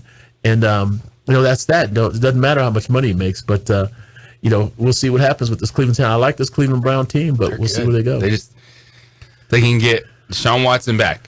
And I'm not expecting the Deshaun Watson of old, but you're paid to be consistent now. And can he find some consistency in this offense? Because then all of a sudden you have... But be careful, they're all paid. So. Yes, but he's the first to get a fully guaranteed contract at that position.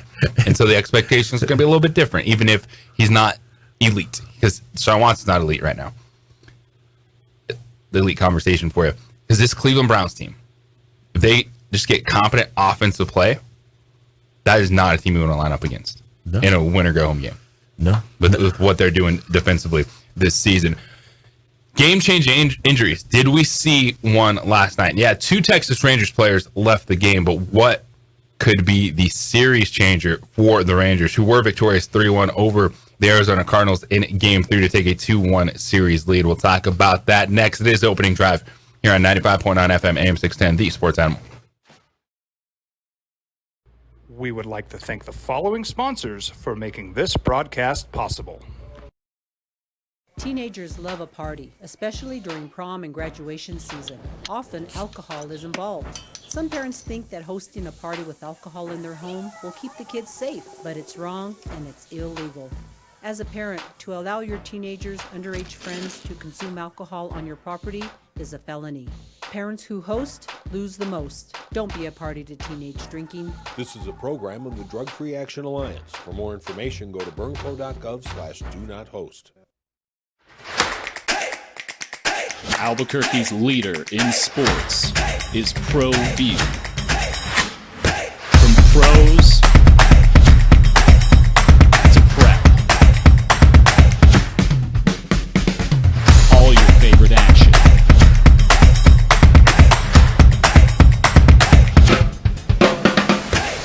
All your favorite talk shows.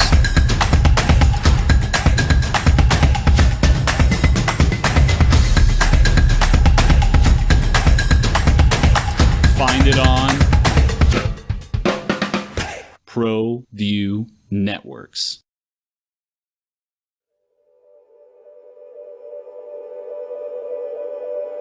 We aren't all born with the same opportunities.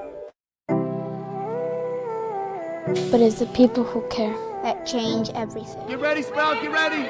My coach, my teacher, my older sisters, my grandma, my brother, my tutor, my dad, and my mom. As New Mexicans, it's up to all of us to do our part.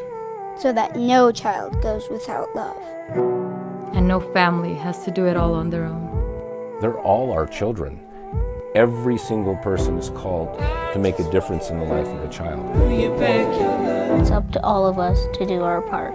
To pull together. Pull together. Pull together. To make New Mexico the best place to be a kid.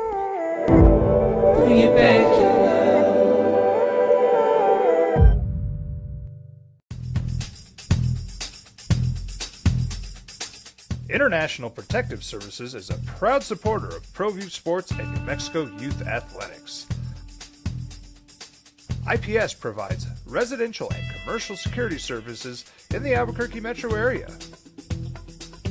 For more info, please call 505-897-2420 or visit internationalprotectiveservice.com. ProView Networks would like to thank the following sponsors for making this broadcast possible. Hans Whitler Automotive, German car maintenance and repair in Albuquerque, New Mexico. Call 505-294-7684 or visit HansWhitlerAuto.com. Hi, I'm Steve Stucker here for Dr. Robert Melendez and the Juliet Eye Institute. You may remember me like this, but no more. The glasses are gone. I tossed them months ago because of a brand new procedure from Dr. Melendez known as RLE, Refractive Lens Exchange. The latest technology, the best eyesight I've ever had in my life, and you can check it out by clicking on the link in the description right here.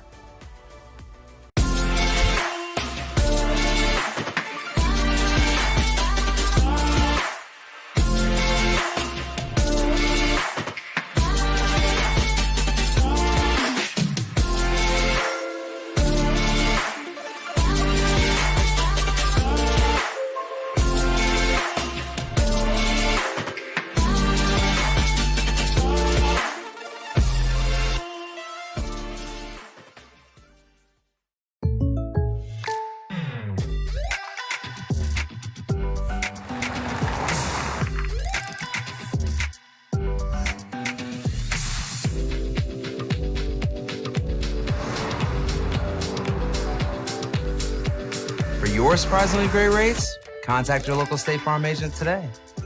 If you want the real deal, call State Farm agent Marty Size in Albuquerque today. Like a good neighbor, State Farm is there.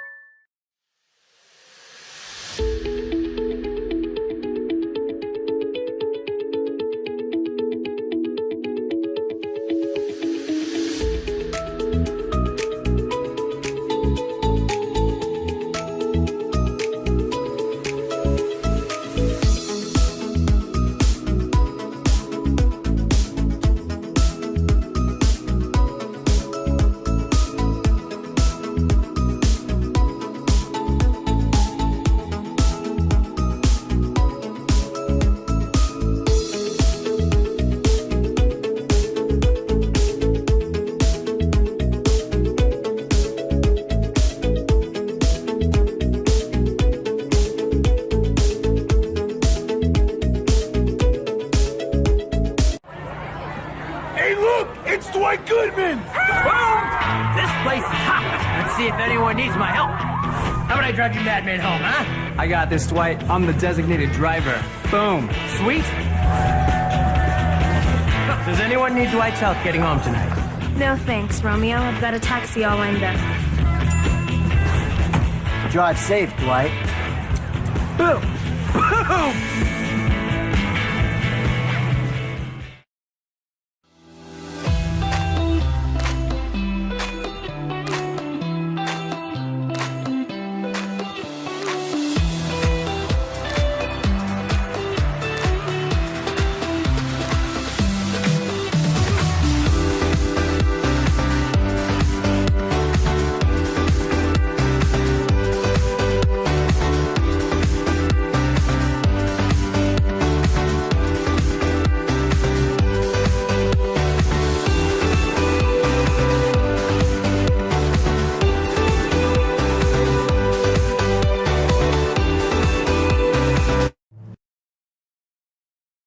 They're coming after Ned James on the text line.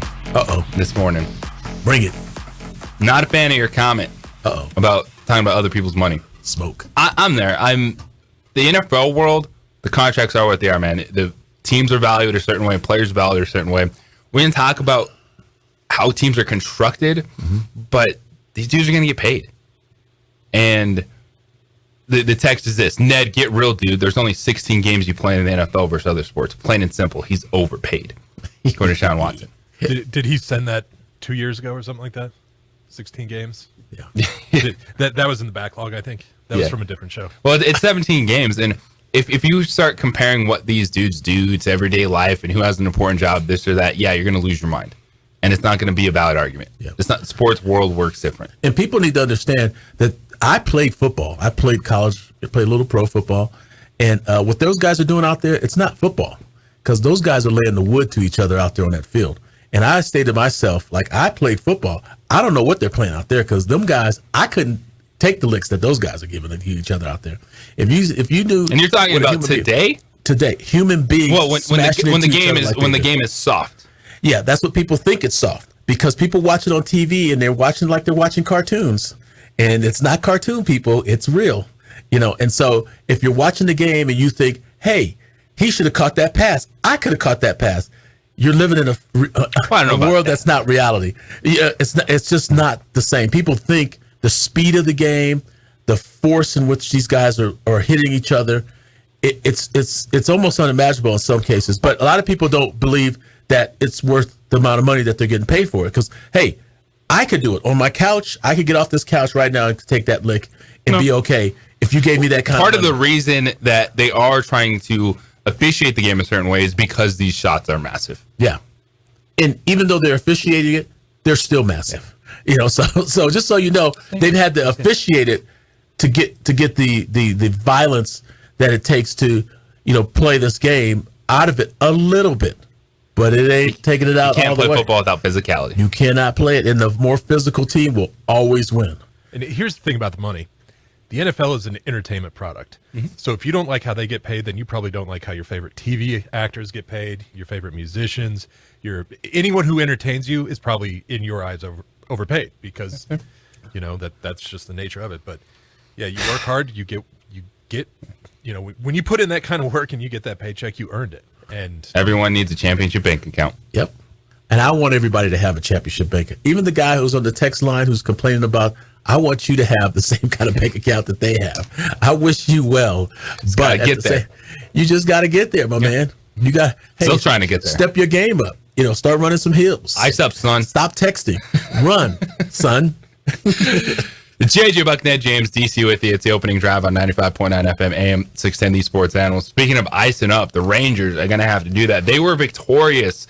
Marcus Semien, Corey Seager, that $500 million infield. By the way, $500 million those guys got combined a couple years ago when the Rangers signed them. They came through in the World Series. As Semien had an RBI single left field, Corey Seager hit a bomb. That's 5 World Series home runs for Corey Seager. Well, and he has 18 postseason home runs, which is tied with Carlos Correa for the second most ever by a shortstop. This dude is a player. I know, man. He was with the Dodgers, too. That's why I'm so depressed. Man. I know the Dodgers fan over here is like, man, yeah. It would be nice to have Corey Seager. Him and the guy who was my favorite is the guy who was in Philadelphia. Trey Turner. He and Corey, but Trey was my favorite. And those guys are just killing it. If you're the Dodgers, Trey Turner, Corey Seager, Mookie Betts, Freddie Freeman. Yeah. They were Mookie Betts, Freddie Freeman. Yeah, I know. There we go. Anyway, on to the Rangers. I keep saying injury. Yeah. Well, Max Scherzer left after 3 innings. I wasn't expecting him to go deep at this point in time, but a back injury that could essentially shelve him the rest of the series. The biggest one is Adolis Garcia. Oblique. He's been so good for them offensively. Now it's nice when you have Semien and Corey Seager to step up, but that could be a series-changing thing offensively for the Rangers. Well, and you say it's a big thing offensively, which is very true, but his assist from the outfield last night was a game changer. That guy throws at 95 miles an hour from center field to get a guy at home. Like, that was unreal. And then to go right back and take the ball off the back, which I'm guessing is probably the source of the injury, but that whole exchange early on in the game definitely impacted everything. So losing that guy, that's a huge hole to fill. That's going to be a tough one for the Rangers. Yeah, defense. You mentioned defensively, your center fielder. Yeah, and he showcased his arm at an outfield assist yesterday. Ended up being a bullpen game. It's going to be a bullpen game today. Game 4, Andrew Haney versus Joe Mantiply. Close enough. Mantiply? I think it's Mantiply, but I've heard about 10 different versions on the broadcast, so we'll see. Bullpen game on deck, Game 4 of the World Series. This is going to be a seesaw. Like, it is. You saw what happened Game 1. Game 2, Arizona cruises past them. They did, but they didn't. Because if we go back to Game 2, they start out, they get the 2 runs. To me personally, I never felt like it was in the bag for them until the 9th inning, to be honest. Yeah, when they really... Because they always kept having chances going back. They'd get a run here, run there, but it was never like they were pulling away.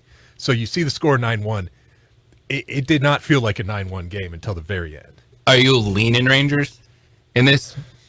As a team, I'm actually leaning Diamondbacks. I love how they play together. They have a great defense. I love their small ball mentality. I love how they run.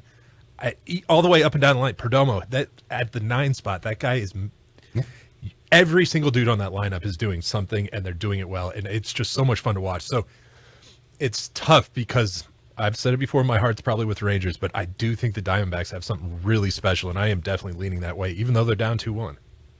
But then you said that they could come right back and have a game that it's tight, but then they pull away. That's one thing that was really impressed me about Arizona is they kind of morph to what's ever needed. Maybe if it's a game where they got hot bats, they'll hit home runs. If it's a tight game, they need to get it done. They'll get the good pitching. They'll get the plays. And that's why I'm right there. I'm not counting out the the Diamondbacks whatsoever. Now, this could easily be 2-2 going back. And what I thought going into this series is that it was just going to be back and forth. It didn't really feel like one of these teams was ever really going to be able to take control of it. You know, the Rangers, they've done a great job. That is 9 straight road wins. Isn't that amazing? That 9 in a row. Every time they talk about that stat, it is mind-blowing. It makes me wonder what's going on at home, though. Why can't they win a game in Arlington? I don't get that. But, yeah, when you win that much on the road in the playoffs, that's a dangerous team. I don't care that they're a wild card. They probably have a bunch of kids because you went on the road. I know in the NFL, you went on the road because, you have a big family at home. When you get on the road, you finally get a chance to sleep. Guys go to bed. Guys go to bed. When you're at home, you got kids. You got practices to take them to. You got all, and guys go on the road. You got the ticket requests. You got this or that. All the young guys would always complain about the old guys when we get on the road in the NFL because they said, all these guys do is go to sleep. What good is it being on the road if you have to go to sleep all the time? We're in these major cities. Sleeping is fantastic. Yeah, sleeping is a wonderful thing when you have children. It's the best thing ever. And so maybe that's what's happening with the Rangers. They're getting enough sleep. That's the point. A little older team in certain positions, the Texas Rangers. But we'll see game 4 tonight. Rangers lead the Diamondbacks 3-1. 505-246-0610. That is the Sports Animal Hotline. Sports Animal text line coming up at 9 o'clock. Scheduled to be joined by Jeff Grammer, Albuquerque Journal Post Lobo beat reporter on the basketball side. It's basketball season. Exhibitions underway for the men. The women just wrapped up their second exhibition. We'll talk hoops. We'll talk some football too, as Grammer will join us for the Red Zone at 9:15 this morning. It is opening drive here on 95.9 FM, AM 610, the Sports Animal. This report is sponsored by eBay Motors. We would like to thank the following sponsors for making this broadcast possible.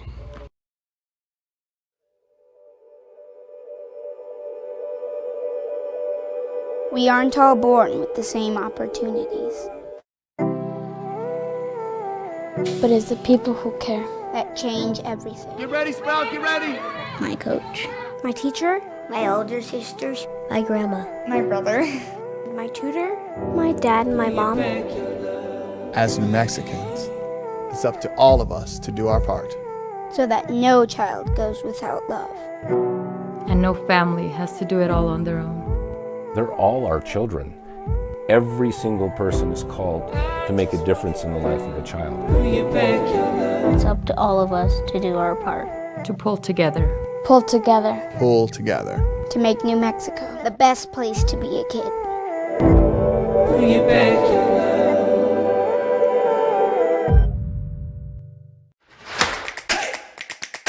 Albuquerque's leader in sports is ProView. From pros to prep, all your favorite action.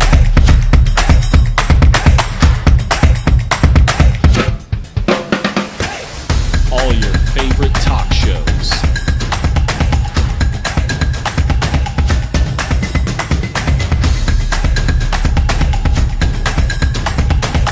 Find it on ProView Networks. Hi, my name is Daniel Chavez, and this is my business partner, David Chavez. We are the owners of Indeed Safety. Indeed Safety is a local safety consulting company helping our clients with their safety needs for their projects.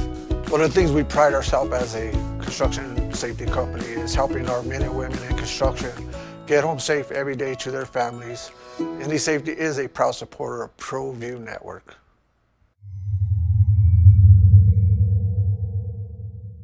Teenagers love a party, especially during prom and graduation season. Often, alcohol is involved. Some parents think that hosting a party with alcohol in their home will keep the kids safe, but it's wrong and it's illegal. As a parent, to allow your teenagers' underage friends to consume alcohol on your property is a felony. Parents who host lose the most. Don't be a party to teenage drinking. This is a program of the Drug Free Action Alliance. For more information, go to burnco.gov/do-not-host. Young driver, this one. Hard to get her out. She'd been drinking. This one. Both of them gone. They'd been drinking, and he drove clear off the road. This was my family. Drunk driver hit us. And my wife and our daughter, they didn't make it.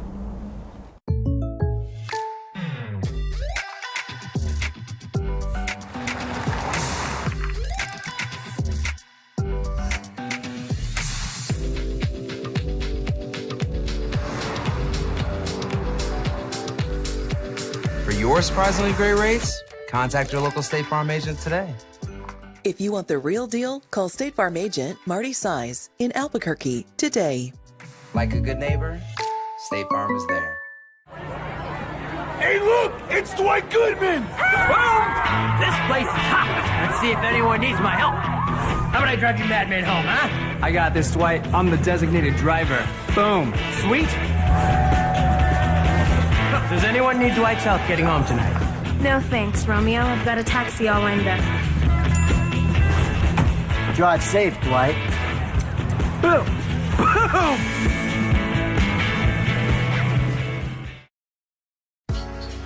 I was born in New Mexico.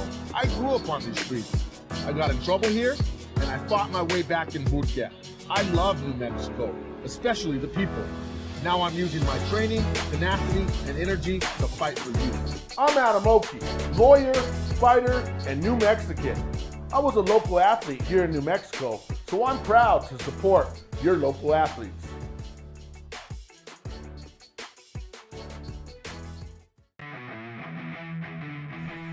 Rosendo Najar here, president of Carpenters Local 1319. Juan Junior Gonzalez, warden of Local 1319. Some people have a misconception about what a carpenter does. The carpentry trade entails more than just woodworking or building houses. We are responsible for 85% of a construction job site. Everything from the superintendent on down. We have a great apprenticeship program. Information can be found on our website.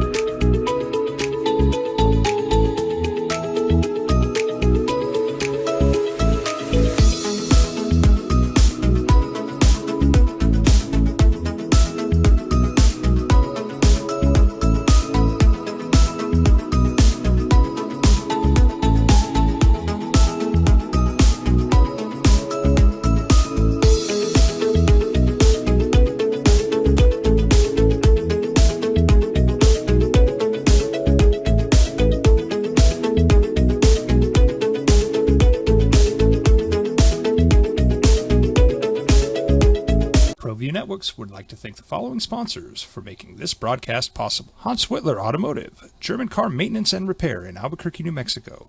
Call 505-294-7684 or visit hanswhitlerauto.com.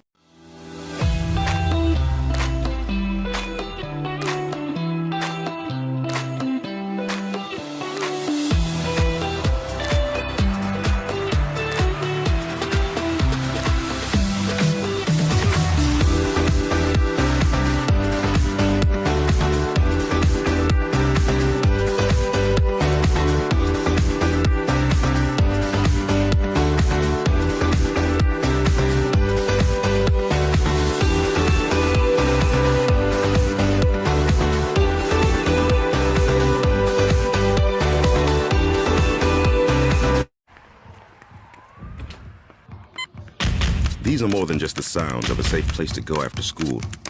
These are the sounds of interest being ignited and of mentors making an impact. Film. It'll give you the answers you want. Sometimes good, sometimes bad. And one coach in the NFL did that and said, well, hold up. We're making a change. It's opening drive here on 95.9 FM, AM 610. The Sports Animal. JJ Buck, our quarterback, Ned James. DC with you this morning. Film study. After Sunday's loss to the Ravens, Cardinals head coach Jonathan Gannon said that Joshua Dobbs would remain the team starter for their game in Cleveland. However, he changed his mind on Monday.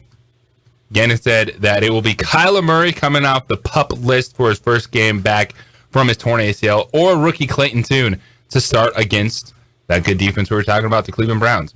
Gannon said he changed his mind about sticking with Dobbs after watching the film of Sunday's loss to the Baltimore Ravens. The rocket scientist is just not getting it. You know, this is why you don't draft Ivy League guys. They're too smart. Too smart. You got a guy that's too smart in there, so I got to go to Kyler Murray. No. It probably came from management. It probably came from management. It came from management. We're paying this guy too much money. We got to get Kyler Murray in there. I don't like writing checks to a guy who's sitting there watching, get him in the game. That's probably what it came down to. And Kyler Murray has been practicing in the last 2 weeks. And so we'll see if they officially activate him off the PUP list. That's a welcome back to the NFL game. Yeah. Kyler Murray, how's that knee feel? Here's Myles Garrett. Yes. Can you make something happen? Make it happen, yeah. From the pocket. There you go. So, I mean, it's one of those things where, you know, here's the guy that, you know, he's won you a couple games. I mean, games that people didn't think that they would win. Joshua Dobbs. Beat the Cowboys. Yeah, you come in, you look at the film, and you go, you know, it's just not enough. You know, I need more. And some of that, too, is what are you expecting in that moment? Yeah. From Josh Dobbs against the Ravens. The Cardinals, we give them credit. They were pesky early, and they kind of came back down to earth. They're more of the team we expect them to be, and that is struggling this season. Yeah, and Gannon's a defensive guy, so he probably doesn't want the quarterback turning the ball over. And so if Dobbs, even though he's a rocket scientist and he's smart and all that, if he's turning the ball over, we ain't got nothing for you, Mr. Scientist. You got to go back to the bench. That film, Ned. Yeah. That film. It don't lie. And so, but, you know, he just came, he's just got there. And so, you know, I mean, that whole thing, they probably are not with it now. They're saying, hey, we just need to shake this up. Let's put somebody else in there. But I think a lot of it has to do with management. And well, yeah, if Kyler Murray is cleared to come back, Kyler Murray has to get back on the field. He's the guy that you gave a contract extension to. You're trying to see if he indeed can be the steady presence as your franchise quarterback. Now, they were a playoff team. It was 2 years ago. Played that Monday night wild card game against the Rams. The Rams blew them out the bill. Mm-hmm. And that was when the Rams were on their way to winning the Super Bowl that season. But you want to see some progress. And I know there was conversation with Kyler Murray. Were they going to be done with Kyler Murray? Mm-hmm. You know, would they keep him off the field so he doesn't get hurt again and you don't have to guarantee him the money?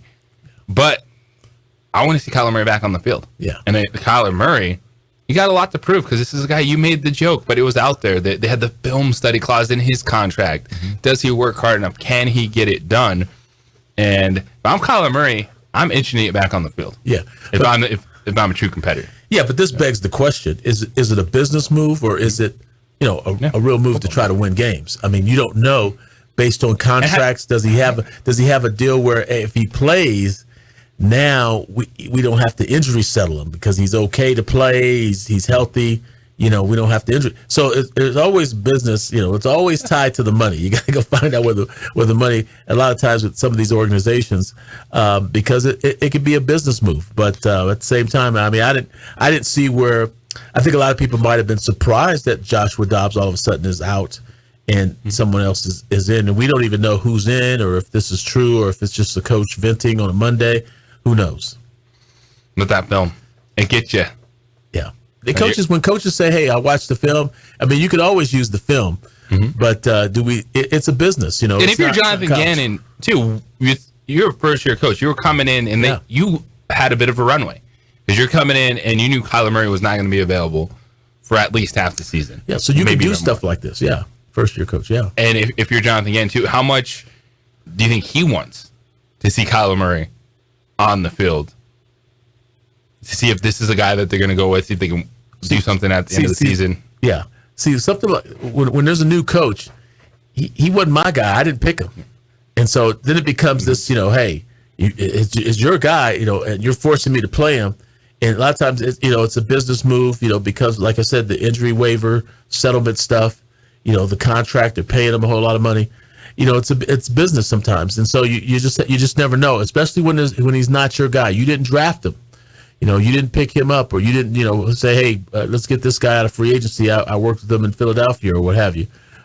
He was given to you essentially, and you have to either work with him, or they're saying you don't have to work with him. You get to make the decision whether you want to keep him or not. And he's probably saying, hey, let me take a look at him before I decide one way or the other. So those kind of things come into play when you have an organization and management, and the business part of it. So it's just funny because I like to, everyone likes to use the fact that Dobbs. There was a reason why they took Dobbs in the first place, because they knew he could learn the system fast enough. And they got him like a week before the season started. Yeah, and Cleveland, and you can't get a guy who's not really articulate and literate and those kind of things a week before the season to be your starting quarterback, to be your starter and know the playbook and and be able to get through games and win games. Speaking of business, ESPN's Adam Schefter asked about a Devontae Adams trade. This was his response that he got from talking to sources, quote, "Not a chance in hell." So that's your answer on Devontae Adams, who might like to go somewhere else, but he ain't leaving. The Raiders got booed out the building, Ford Field, last night. How about them Lions? Dan Campbell and company looking good, chasing a #1 seed in the NFC. Jeff Graham, Albuquerque Journal, set to join us, hopping in studio, hanging out for an hour. We're talking Lobo hoops. We're going to go into the red zone. We're going to have a lot of fun. Trick or treat. Let's get it. Happy Halloween, everyone. It is the opening drive here on 95.9 FM, AM 610, the Sports Animal.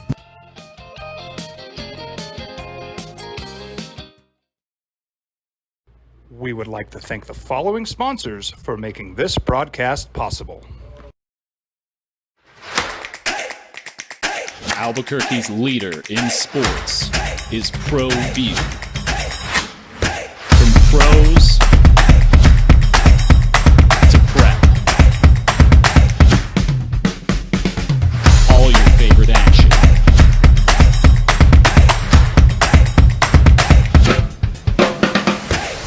All your favorite talk shows.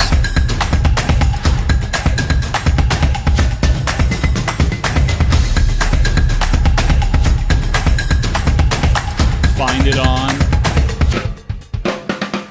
ProView Networks.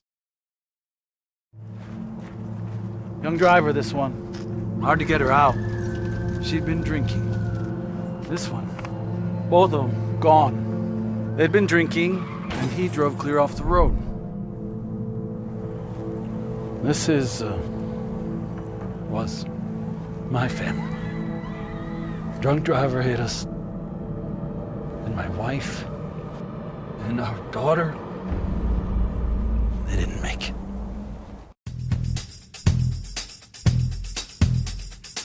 International Protective Services is a proud supporter of ProView Sports and New Mexico Youth Athletics.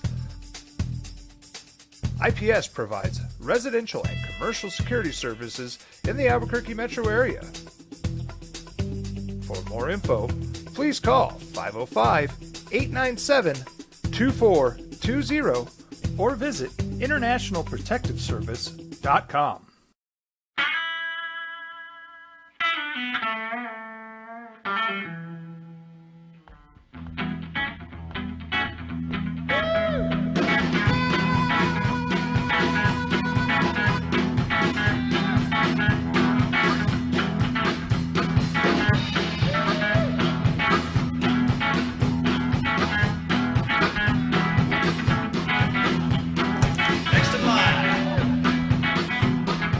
Rudy's is a proud supporter of ProView Networks. I was born in New Mexico. I grew up on these streets. I got in trouble here, and I fought my way back in boot camp. I love New Mexico, especially the people. Now I'm using my training, tenacity, and energy to fight for you. I'm Adam Oki, lawyer, fighter, and New Mexican. I was a local athlete here in New Mexico, so I'm proud to support your local athletes.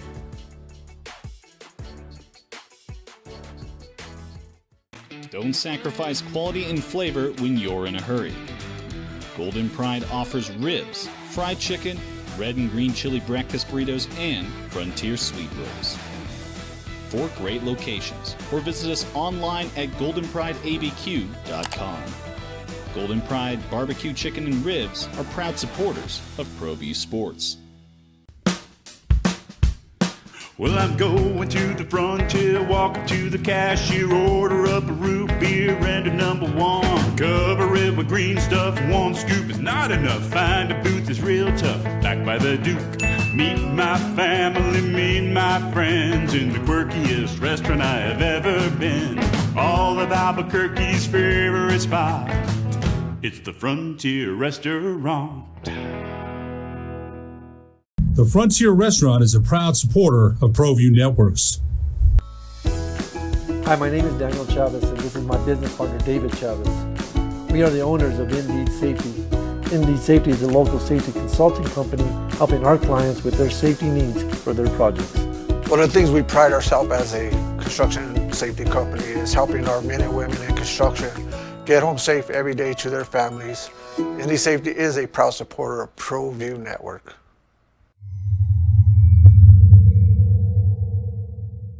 Teenagers love a party, especially during prom and graduation season. Often, alcohol is involved. Some parents think that hosting a party with alcohol in their home will keep the kids safe, but it's wrong and it's illegal.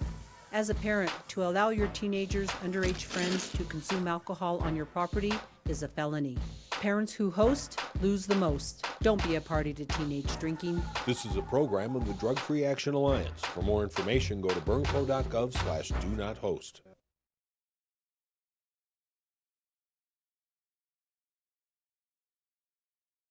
We would like to thank the following sponsors for making this broadcast possible. Hey, look! It's Dwight Goodman! Boom! This place is hot. Let's see if anyone needs my help. How about I drive you madman home, huh? I got this, Dwight. I'm the designated driver. Boom. Sweet.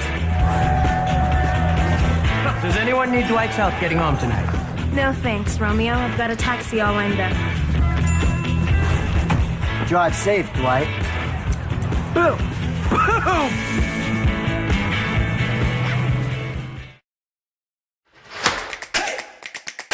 Albuquerque's leader in sports is ProView. San Diego State, what they just did San Diego State get the monkey off the league's back? Probably. I mean, it only takes one usually to change people's perception of a league. So the league hadn't won, I don't know what the stretch was. I think it was 12 consecutive one and dones in the NCAA tournament. And that changed with San Diego State's Final Four run. So there was kind of I wouldn't say they were walking around with their chests out necessarily, but like there was sort of okay, we got that monkey off our back. We got 4 teams in for 2 straight years. Like we're doing all right. There's kind of a proud, certainly not an arrogance, but a confidence about, I think, all the coaches and stuff. The league is in a good spot. Now, it's all relative. It's not a power conference. It's not getting 4 in every single year and 5 or 6 like some of the power conference leagues. But I think this league is in a pretty proud, kind of confident spot from a basketball standpoint, especially because of not only just what San Diego State did, but the fact that, they did in an era where the non-power 6 really in basketball, the non-power 6, the bids are shrinking. You're not getting multiple bids in a lot of these conferences, and yet the Mountain West has had back-to-back years of 4, and they're confident they can get 3 in this year. Some people think maybe 4. I'd say, my prediction is they'd get 3 teams in this year. I'd say they get 4 before I'd say they drop to 2. So I think they're 3 to 4 as opposed to 2 or 3 teams in this year. And if they were to get 4 teams in 3 straight years, that's a pretty good position for a non-power conference league. Especially with the way we see things shift. Right. And the number of at-large bids that are always going to go to the power conference teams because of the metrics. And when you get into conference play, it favors those teams. And it's not just the metrics, it's the money. The Mountain West level schools have to have home games to make money. UNM has to have 18 home games a year to make money, because UNM actually still makes a lot of money from their basketball program. So that's why they're doing 2 exhibition games, because they only had 16 regular season home games. And so instead of a private scrimmage, which they would prefer, closed door scrimmage that coaches can kind of control the settings and do whatever they want, they did 2 exhibition games. And that's to add 2 more home games onto their season ticket package, frankly. But a lot of Mountain West schools can't afford to just go play bye games and go play, you know, the Kansases and these schools that are paying other schools $80,000-$90,000 to play a game. UNM has to be the school that pays that, because they make more than that, 2 or 3 times that for a home game themselves. And so because of that, the metrics are always going to be skewed. Yeah. You have a Kansas, for example. If they don't even leave Lawrence and they play nothing but home games in the non-conference, they're going to have a padded record. And then in Big 12 play, they're going to get enough power conference and quad 1 wins and games that they don't have to worry about their non-conference. In the Mountain West, it's kind of this tipping point where you can't probably only play your conference, but in the non-conference, you have to have a bunch of home games, and who's going to come play in the pit? The power conference schools don't do it anymore because they don't have to financially, and all you can do is basically ask the Texas Southerns of the world to come in and stuff like that. So it's a tricky spot for Mountain West level schools.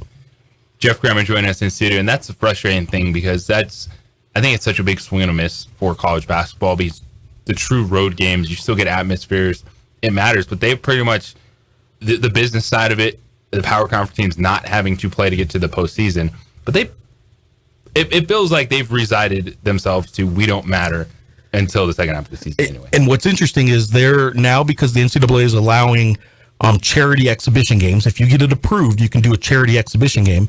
And, you know, Kansas and Bill Self went back to Champaign, Illinois and played at Illinois. There were a couple other ones. Purdue, preseason number 3, played at Arkansas the other day. 20,000 people there, and Purdue lost. Rob Douster of Field of 68 had kind of a rant last night on his show. And it was basically like, these exhibition games are great. You know, raise some money for Maui Fire. Whatever charity gets approved, you can have these exhibition games, but they don't actually count for anything. And why is college basketball actually the only sport that's really doing this? He said, and he went down the entire non-conference schedule of all of college basketball. 3 of the 5 best non-conference games in all of college basketball are exhibition games that don't count.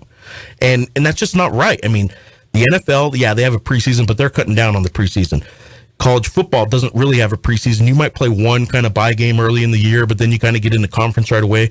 College basketball is really the only sport where, you know, 2 exhibitions or 1 exhibition in a scrimmage isn't enough. So you start playing, you know, like you open with the Texas Southern. You have very few games early in the year that are ranked versus ranked teams or big power conference games. And then a couple weeks into the season, you start having some neutral court games, but you actually don't go on the road and play true home games in those true college environments until league play, which doesn't really start till January. And college basketball is probably doing itself a disservice. It's never going to compete with the NFL, and it's never going to compete with college football. But there's 5 other days of the week that they could get some viewership in November and December. Yeah, the question I was going to talk to, just to get off of the big picture stuff, just going back into the Lobos. The Nelly Jr. Joseph thing, and the fact that they finally got him here. The Africans probably let him out of Nigeria, and he's able to land and come to play with the Lobos. And I was talking to JJ about this earlier. I just wanted to your opinion in watching his game. I'm going to go watch some practice here in a little while and just see what he's like. But in comparison, I wanted to know, do you think which guy is better? Udeze or Junior Joseph? Because I hear a lot of great things about Junior Joseph, but boy, is it going to be hard to replace Udeze in the scoring that he had for the Lobos last year. They won't replace Mo. They're not going to replace Morris Udeze's offense. Not with Nelly Junior Joseph. What I will say about the two, couple things. One is Mo came in to UNM. He didn't have the accolades that Nelly Jr. Joseph has. Nelly Jr. Joseph is a 2-time all-conference first-team player. Now, a low-level conference, not as big as Wichita State, but 2-time all-conference. He was a defensive player of the year. He was a guy that was on the radar before he came here. So if you want to think they're going to be equal, and they're probably not, because Morris's senior year at UNM was unbelievably good, and I'm a huge fan of what Morris did last year with the Lobos. But if you just want to look at where they're starting from, Nelly Jr. Joseph is ahead of him, but he's not the offensive player. What he is certainly a weak side, kind of help side shot blocker, but he could also defend one-on-one on his guy. Morris wasn't, I wouldn't say, he was a slightly above average defender, probably mostly because of his size, but he wasn't a great defender. Nelly Jr. Joseph is a lot closer to a great defender than a great offensive player. And I think he also runs probably a little bit better than Morris does. So he's not going to be the offensive guy. You're not going to throw it down to him and just back to the basket score as much as Morris did. But I do think if they are to make any stride defensively, I think he was the right pickup to replace Morris. Now, they would love to have Morris back. Right. If they could have one of the two, kind of a bird in the hand, they knew what they had with Morris, they would have kept Morris. Yeah. If they were just picking between the two. But with Morris not being an option, I think Nelly Jr. Joseph was a great transition because they had to get better at defense. And in fact, Richard Pitino said in the offseason, we don't have to be great at defense. We're so good offensively. We don't have to be good at defense. We just can't suck. And right now, if they're going to get to, he said last week, we're at moderate suck right now is where they are. If they're just going to improve to just average defensively, Nelly Jr. Joseph gives them that flexibility, I think, more than Morris did, frankly. Morris Udeze last year. Okay.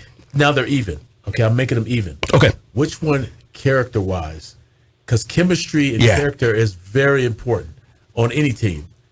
Who rises above in that area? Well, I think you're going to like this because I love Morris and his character's really high. Yes, he is. But because Nelly Jr. Joseph only got here a week ago, I'm going to do the best offensive play in football and punt because I just don't know Nelly good enough yet. That's fair. That's fair. But I will say this: the people that I know who covered him last year in New York and at Iona speak so highly of his character that he's a good guy, he's a nice guy, but I just don't know him well enough yet. Yeah. Because I knew Morris Udeze, and I just thought the world of him. I mean, he was just a first classy act guy. I mean, from top to bottom, I just had no qualms with him in any way. That's why I'm just curious because I know when you have a guy like that, that's how you become successful as a team. And I'm sure Richard wouldn't have taken him if there was some question marks.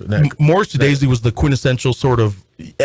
I said this last year, like his impact in 1 year was so much more than anybody even watching the games last year could know. And people watching the game they knew he had a huge impact. You're right. But like he actually had the way he carried himself in that locker room and in those practices.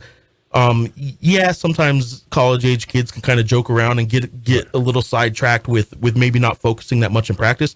Morris Udeze didn't let that happen. Never. And it wasn't that he wouldn't let you have a little fun, but when you crossed the line and you weren't paying attention and getting better that practice, Morris, he wasn't standing for it. He got everyone back on track pretty quick. Yes. And that's what I admired the most about him. Absolutely. We got more basketball on deck. Jeff Grammer, Albuquerque Journal, joining us here in studio. He's also going to join us in the Red Zone coming up next. It is the opening drive here on 95.9 FM, AM 610, the Sports Animal. Come to the UNM Howl Zone. 3.5 hours. We would like to thank the following sponsors for making this broadcast possible.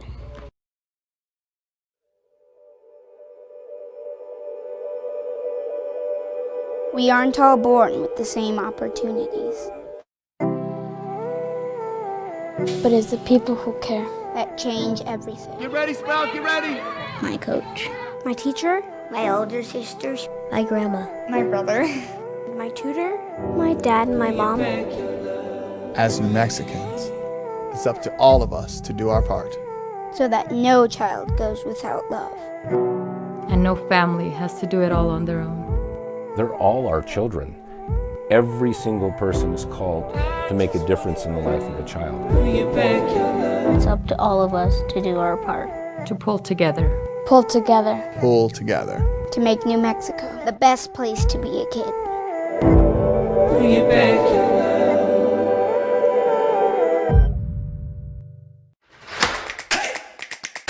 Albuquerque's leader in sports is Pro View. From pros to prep. All your favorite action.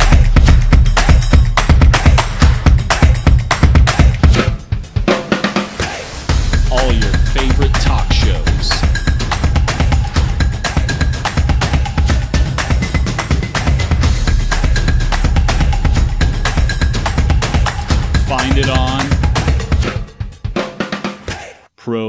ProView Networks. Hi, my name is Daniel Chavez, and this is my business partner, David Chavez. We are the owners of Indeed Safety. Indeed Safety is a local safety consulting company helping our clients with their safety needs for their projects. One of the things we pride ourselves as a construction safety company is helping our men and women in construction get home safe every day to their families. Indeed Safety is a proud supporter of ProView Network.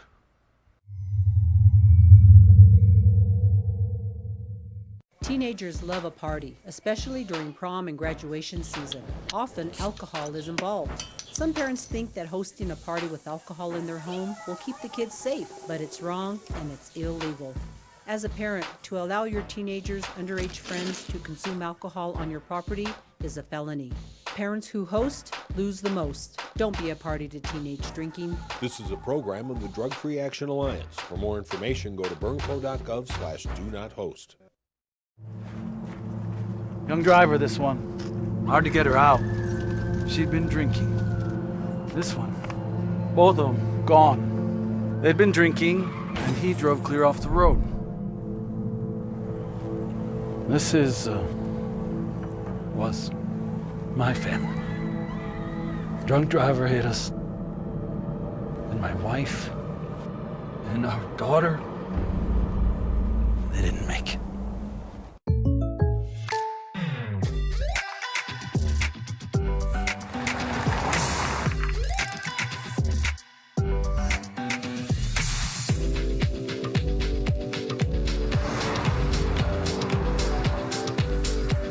For your surprisingly great rates, contact your local State Farm agent today. If you want the real deal, call State Farm agent Marty Size in Albuquerque today. Like a good neighbor, State Farm is there. Hey, look! It's Dwight Goodman! Boom! This place is hot. Let's see if anyone needs my help. How about I drive you madman home, huh? I got this, Dwight. I'm the designated driver. Boom. Sweet. Does anyone need Dwight's help getting home tonight? No thanks, Romeo. I've got a taxi all lined up. Drive safe, Dwight. Boom! Boom!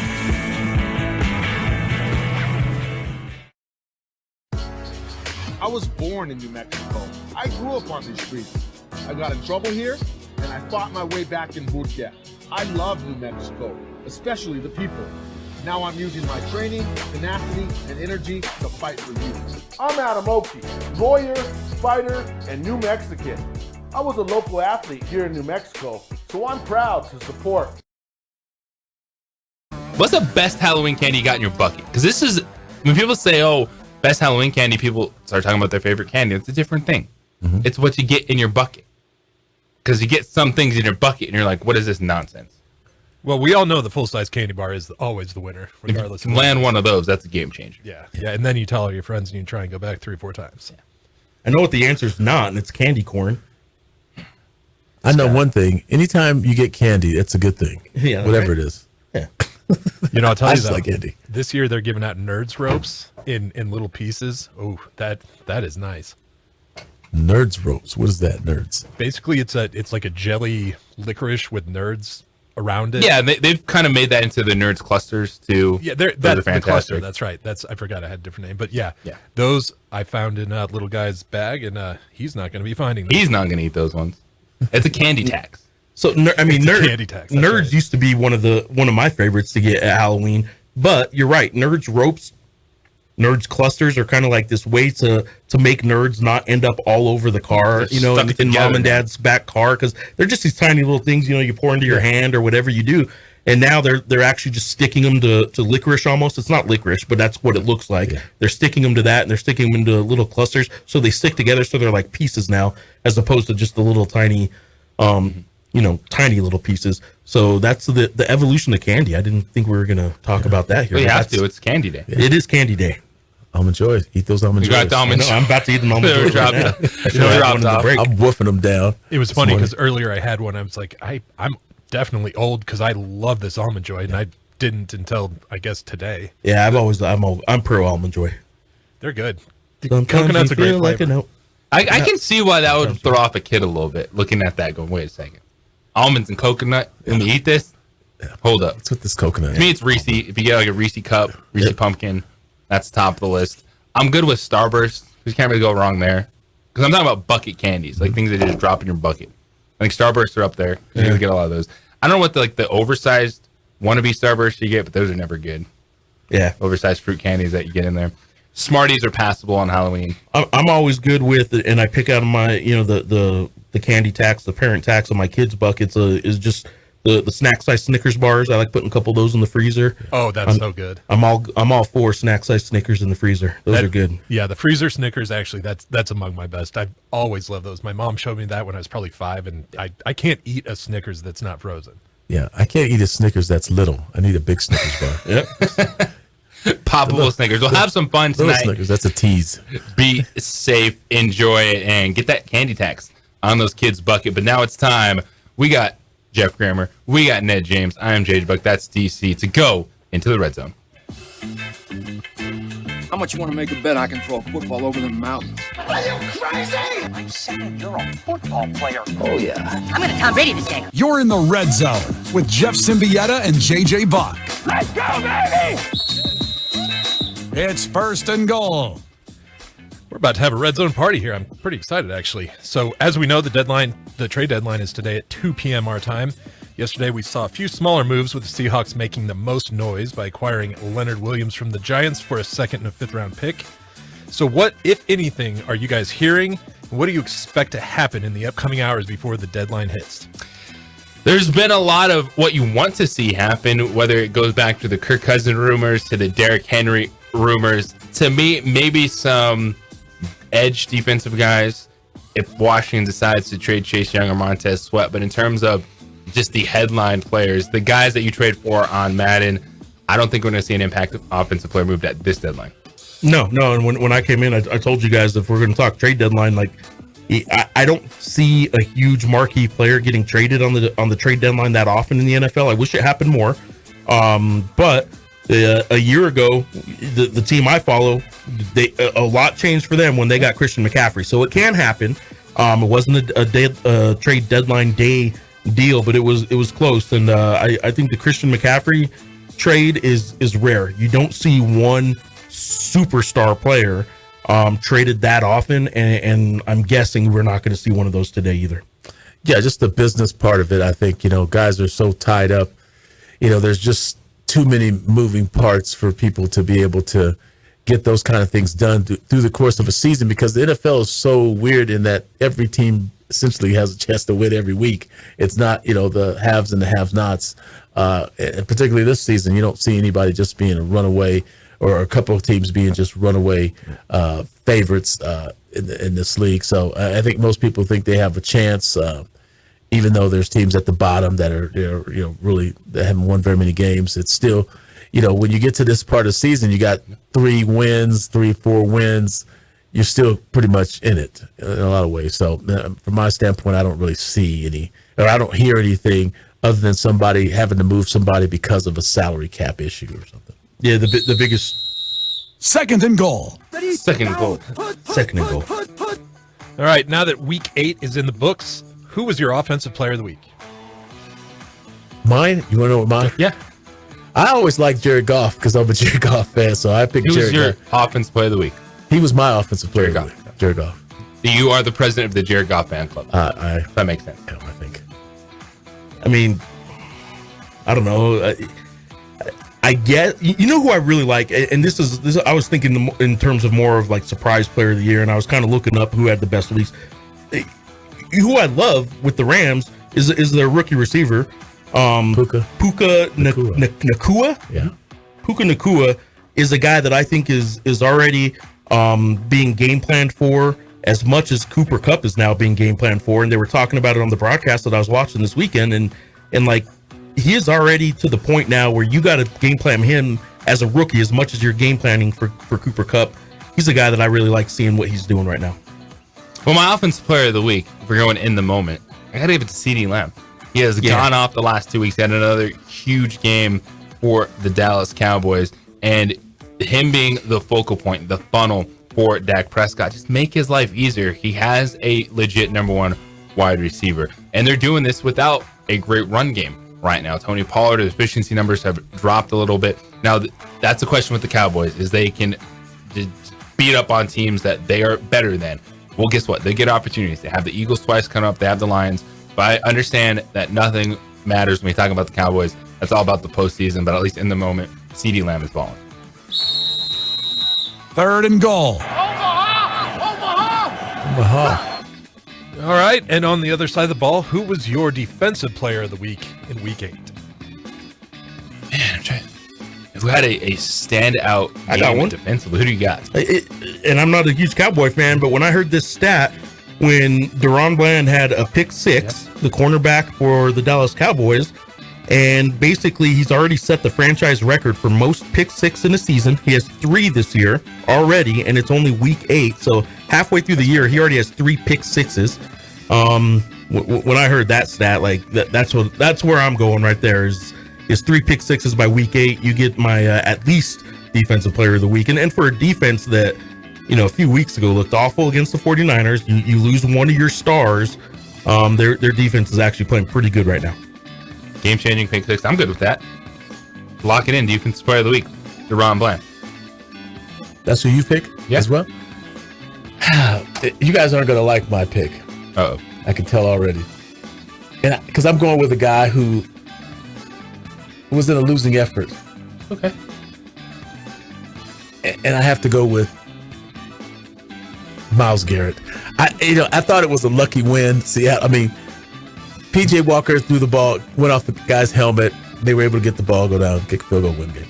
But I really like the way Myles Garrett is playing. I think he's the best defensive player in the NFL right now. And I thought, he just comes with it every week. He was my defensive player of the week. 4th and goal. Did I stutter? Beer me.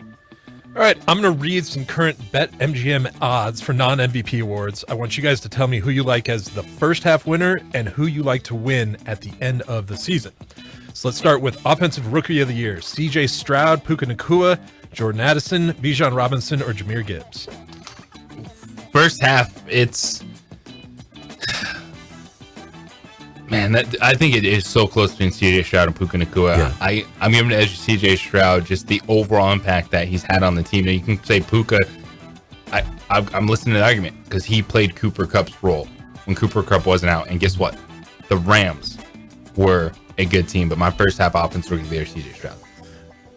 I'll go with Puka because I just think Puka Nacua has done what no other rookie has done. I mean, he's had some records that are just incredible, and I had no idea who this young man was until he started lighting it up offensively. Yeah, that's where I'm at. I'm going Puka too. I think CJ will probably get the nod because even though it doesn't say MVP, I think a lot of these awards tend to lean quarterback. But Puka's who I'm going with Offensive Rookie of the Year to this point so far, and frankly, he will be my pick at the end of the year too. Assuming everything continues. And I think that Puka could be the guy the second half of the season just because CJ Stroud has come back down to earth a little bit. It's the game plan. They're figuring it out. He's going through the rigors of a season, and it's a guy that was hot start, 300 yards per game. That number has dropped down. I think Puka Nacua, Matthew Stafford, thumb injury, it could really hurt them this weekend. But they have a bye week, so that's at least 2 weeks for that thumb to get right. And they're going to be slinging it. And they're going to be hitting Cooper Kupp. They're going to be hitting Puka Nacua because that's how they're going to try to stay in games second half of the season. All right, so Defensive Rookie of the Year, Jalen Carter, Will Anderson, Devin Witherspoon, Brian Branch, or Lucas Van Ness? Because Houston played so well, I thought Will Anderson, has looked the best so far. But this group, I don't really know. I've got to look a little bit more because I don't really know how well the other guys have played. But for right now, just based on what Houston came out the gate doing, I would go with Will Anderson. No, I'm good. I'm good with the odds-on favorite so far right now is Jalen Carter, and I'm good with him. I mean, he was a top 10 pick. I guess he's doing what he's expected to do as a rookie, but he's changed some things in some of those games. I expect him. He has a back injury now. I just saw here, but if he's going against the Cowboys, I expect him to be a problem. Yeah, Jalen Carter was the best defensive player in the draft, even over Will Anderson. It was some of the off the field stuff, the red flags that slid down and allowed the Philadelphia Eagles to get him. To me, actually, I think it could be a race between Devin Witherspoon and Jalen Carter towards the end of the season, because if Witherspoon can just have one more of those games where he has a pick six, another interception, that could get him close. That's what I have right now. All right, and finally, Coach of the Year: Dan Campbell, Mike McDaniel, Robert Saleh, Kyle Shanahan, and D'Amico Ryans. Dan Campbell. Your Lions, man. Dan Campbell, Jared Goff. Nobody expected. I just don't think the defense. Were they not? They were favored to win the NFC North. Yeah, they were favored to win the NFC because of Aaron Rodgers being gone. But nobody really believed that. I'm good with both the top two odds-on favorite guys right now. Dan Campbell's the pick. I think you slightly give it to Dan Campbell over my former 49er guy, Mike McDaniel.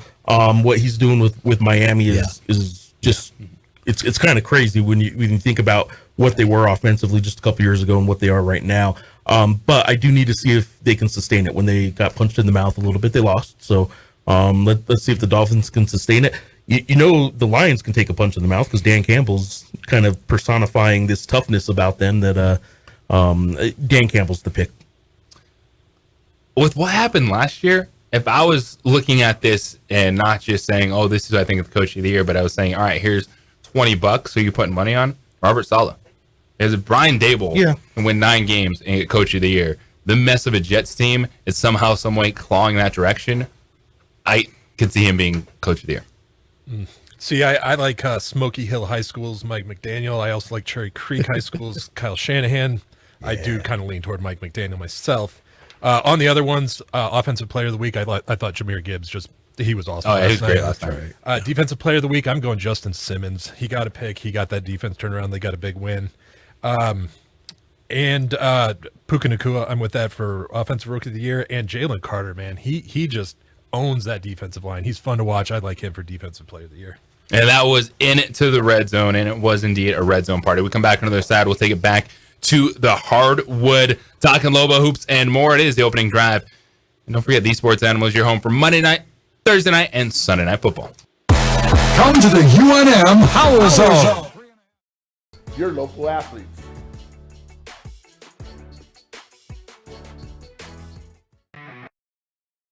We would like to thank the following sponsors for making this broadcast possible. Albuquerque's leader in sports is ProView. From pros to prep, all your favorite action.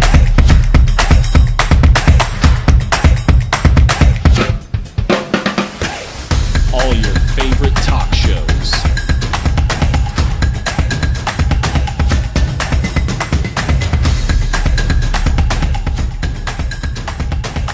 Find it on ProView Networks. Young driver, this one. Hard to get her out. She'd been drinking. This one. Both of them gone. They'd been drinking, and he drove clear off the road. This was my family. Drunk driver hit us. And my wife and our daughter, they didn't make it.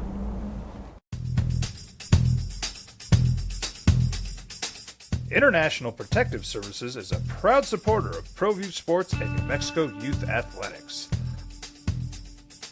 IPS provides residential and commercial security services in the Albuquerque metro area.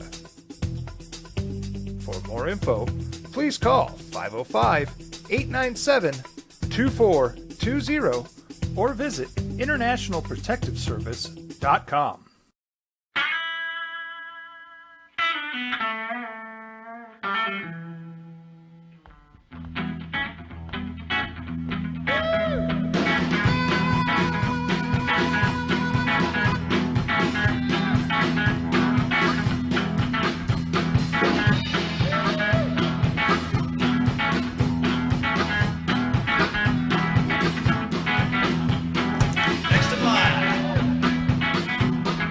Rudy's is a proud supporter of ProView Networks.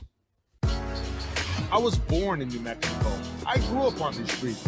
I got in trouble here, and I fought my way back in boot camp. I love New Mexico, especially the people. Now I'm using my training, tenacity, and energy to fight for you. I'm Adam Oki, lawyer, fighter, and New Mexican.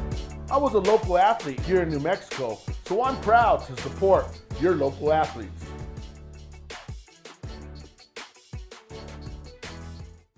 Don't sacrifice quality and flavor when you're in a hurry.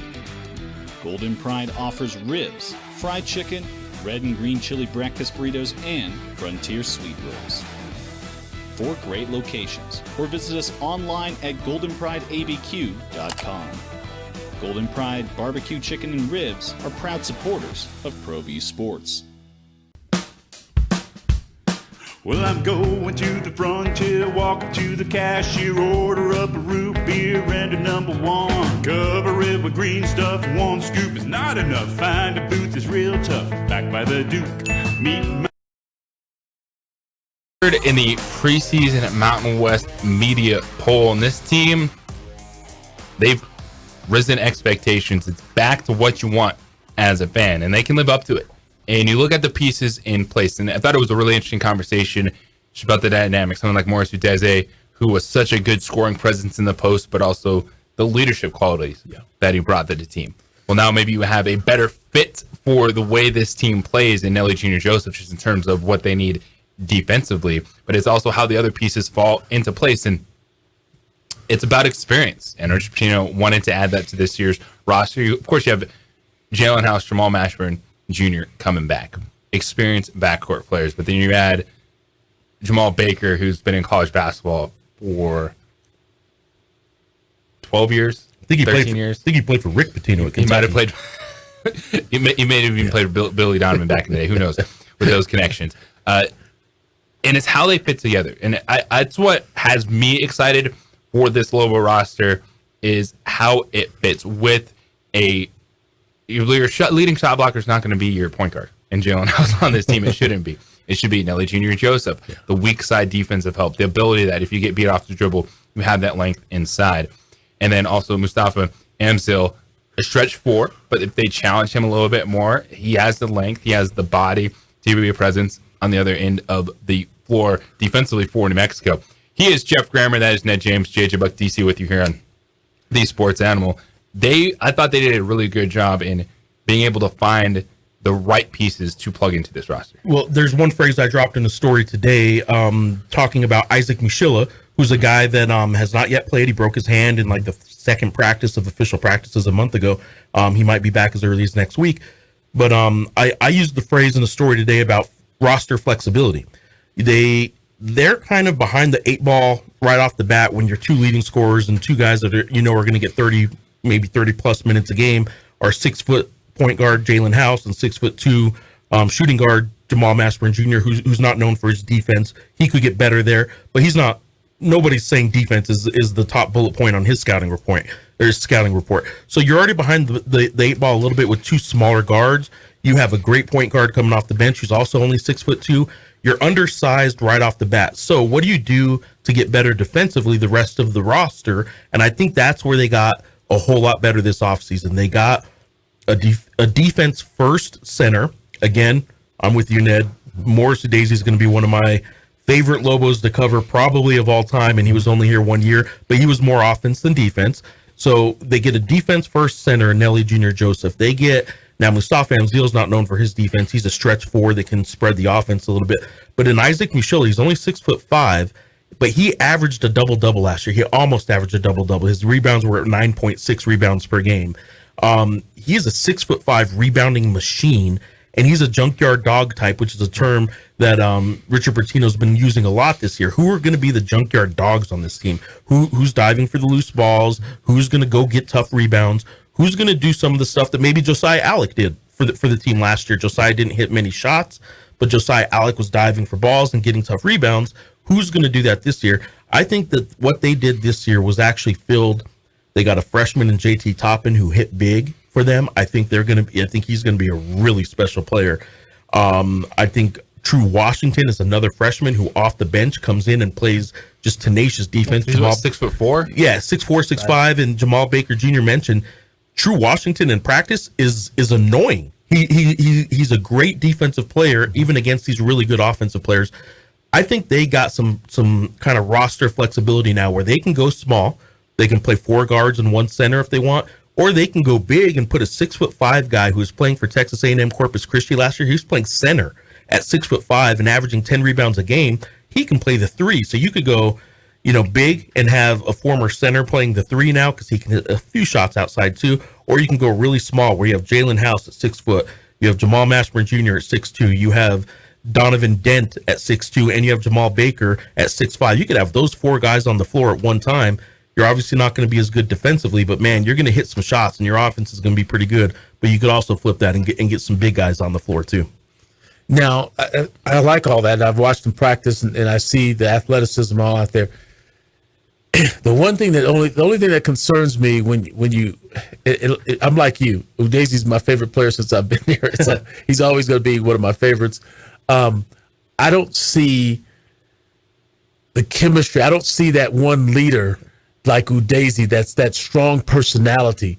Who is going to be that one guy that carries them with his personality? Because you got some different personalities, I'm going to say, on this team, and so when you have those different personalities, you got to have that one strong one that keeps it all together. And that guy's got to be a guy who's playing. And so I'm hoping Nelly Jr. Joseph is that guy. But if he's not, is there anybody else you see that could be that guy? Yeah, I actually think, first of all, Jalen House and Jamal Mashburn Jr., they are who they are. They're both voted team captains. There's 3 of them. The third guy voted team captain just got here from Fresno State, and that's Jamal Baker Jr. He's a 7th-year guy. He's a little bit quieter. But so was Morris. Morris was actually a little bit quieter. I kind of think that Jamal Baker Jr. was a top 100 guy coming out of high school who went to Kentucky. He was part of one of Kentucky's huge recruiting classes 7 years ago now, right? And injuries, played 2 years at Kentucky, played 2 years at Arizona, had some more injuries, went to Fresno State, played 2 years. He is now starting his 3rd year of what he thinks is his last year. And he mentioned that yesterday. It's funny. He started at Fresno State 2 years ago thinking, wow, I'm a 5th-year senior. This is my last year. Then he got hurt. So they gave him another year. And then with the COVID year, he actually got granted a 7th year, which is really rare. But there was, pre-COVID, there was the occasional 6th-year senior. He's basically a 6th-year senior that also has a COVID year in there. So we're talking a 7th-year senior who knows he can't imagine any scenario, and I can't either, how he's getting an 8th year. This is his last go-round, and he was one of the top recruited players in the entire country. He made the LA Times all Los Angeles basketball team in high school as a junior. And you know who was on that team with him? The LA Times top, again, just Los Angeles based, Lonzo Ball. Yeah. That's how long ago he was on this all LA Times Los Angeles team. He was with Lonzo Ball, and not LaMelo. And so he's been around a while. He's seen a lot. He knows this is his last hurrah. And for a guy who kind of sees not only is this his last hurrah, but he sees the possibility of getting to the NCAA tournament and maybe winning the Mountain West Championship, I think Jamal Baker Jr. is a guy that can take that leadership role on if he needs to. That is Jeff Grammer, Albuquerque Journal, joining us, talking hoops, scoops, alley hoops, and much more. Come back on the other side. I'm going to get into some of the changes we could see with college basketball, but it's also the overall effect that the change in college athletics has had on all these sports. It's opening drive here on the Sports Animal. This is Boomer Esiason with the CBS Sports Minute. We would like to thank the following sponsors for making this broadcast possible. Hey, look! It's Dwight Goodman! This place is hot. Let's see if anyone needs my help. How about I drive you madman home, huh? I got this, Dwight. I'm the designated driver. Boom. Sweet. Does anyone need Dwight's help getting home tonight? No thanks, Romeo. I've got a taxi all lined up. Drive safe, Dwight. Boom. Boom.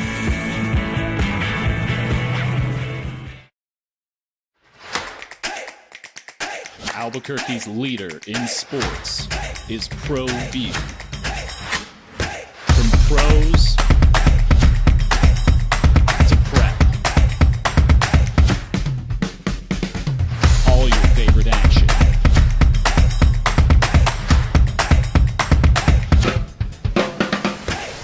All your favorite topics.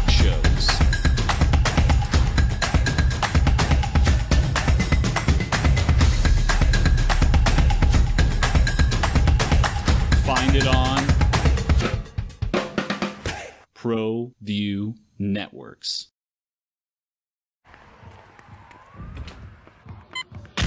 These are more than just the sounds of a safe place to go after school.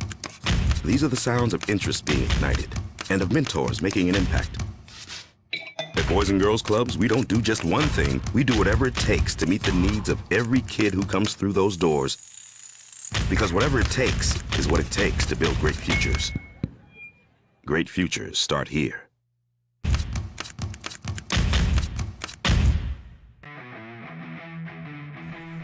Rosendo Najar here, president of Carpenters Local 1319. Juan Junior Gonzalez, warden of Local 1319. Some people have a misconception about what a carpenter does. The carpentry trade entails more than just woodworking or building houses. We are responsible for 85% of a construction job site. Everything from the superintendent on down. We have a great apprenticeship program. Information can be found on our website.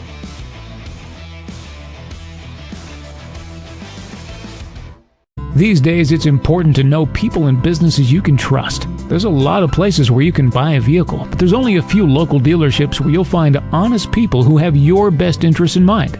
And Fiesta Kia is one of them. We've been helping our neighbors save money and drive dependable cars for years, and we'd love to help you. With new Kias arriving daily, you'll love our selection and the peace of mind you'll get driving a Kia from Fiesta. So stop by and see us today at Fiesta Kia on Lomas, or just start driving now at fiestakia.com. For 50 years, Clark's Pet Emporium has been your pet's favorite stop. I am Michael Azera, midfielder for New Mexico United. Clark's support for the United is an example of their commitment to local partnerships. Clark's understands that paying it forward develops a better team and ultimately better community partner. When you need pet food and supplies, Clark's is always the best shot. Locally owned and operated with 2 convenient locations. Go United! ClarksPets.com.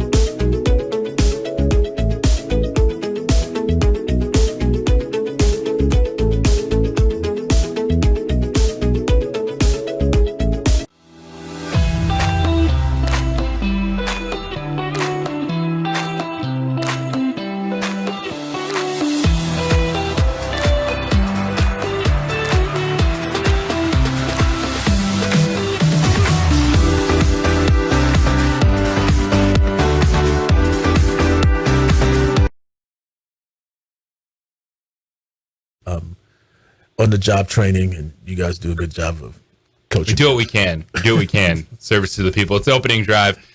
JJ Buck, that's our quarterback, Ned James. We got DC, Jeff Grammer, Albuquerque Journal joining us in studio.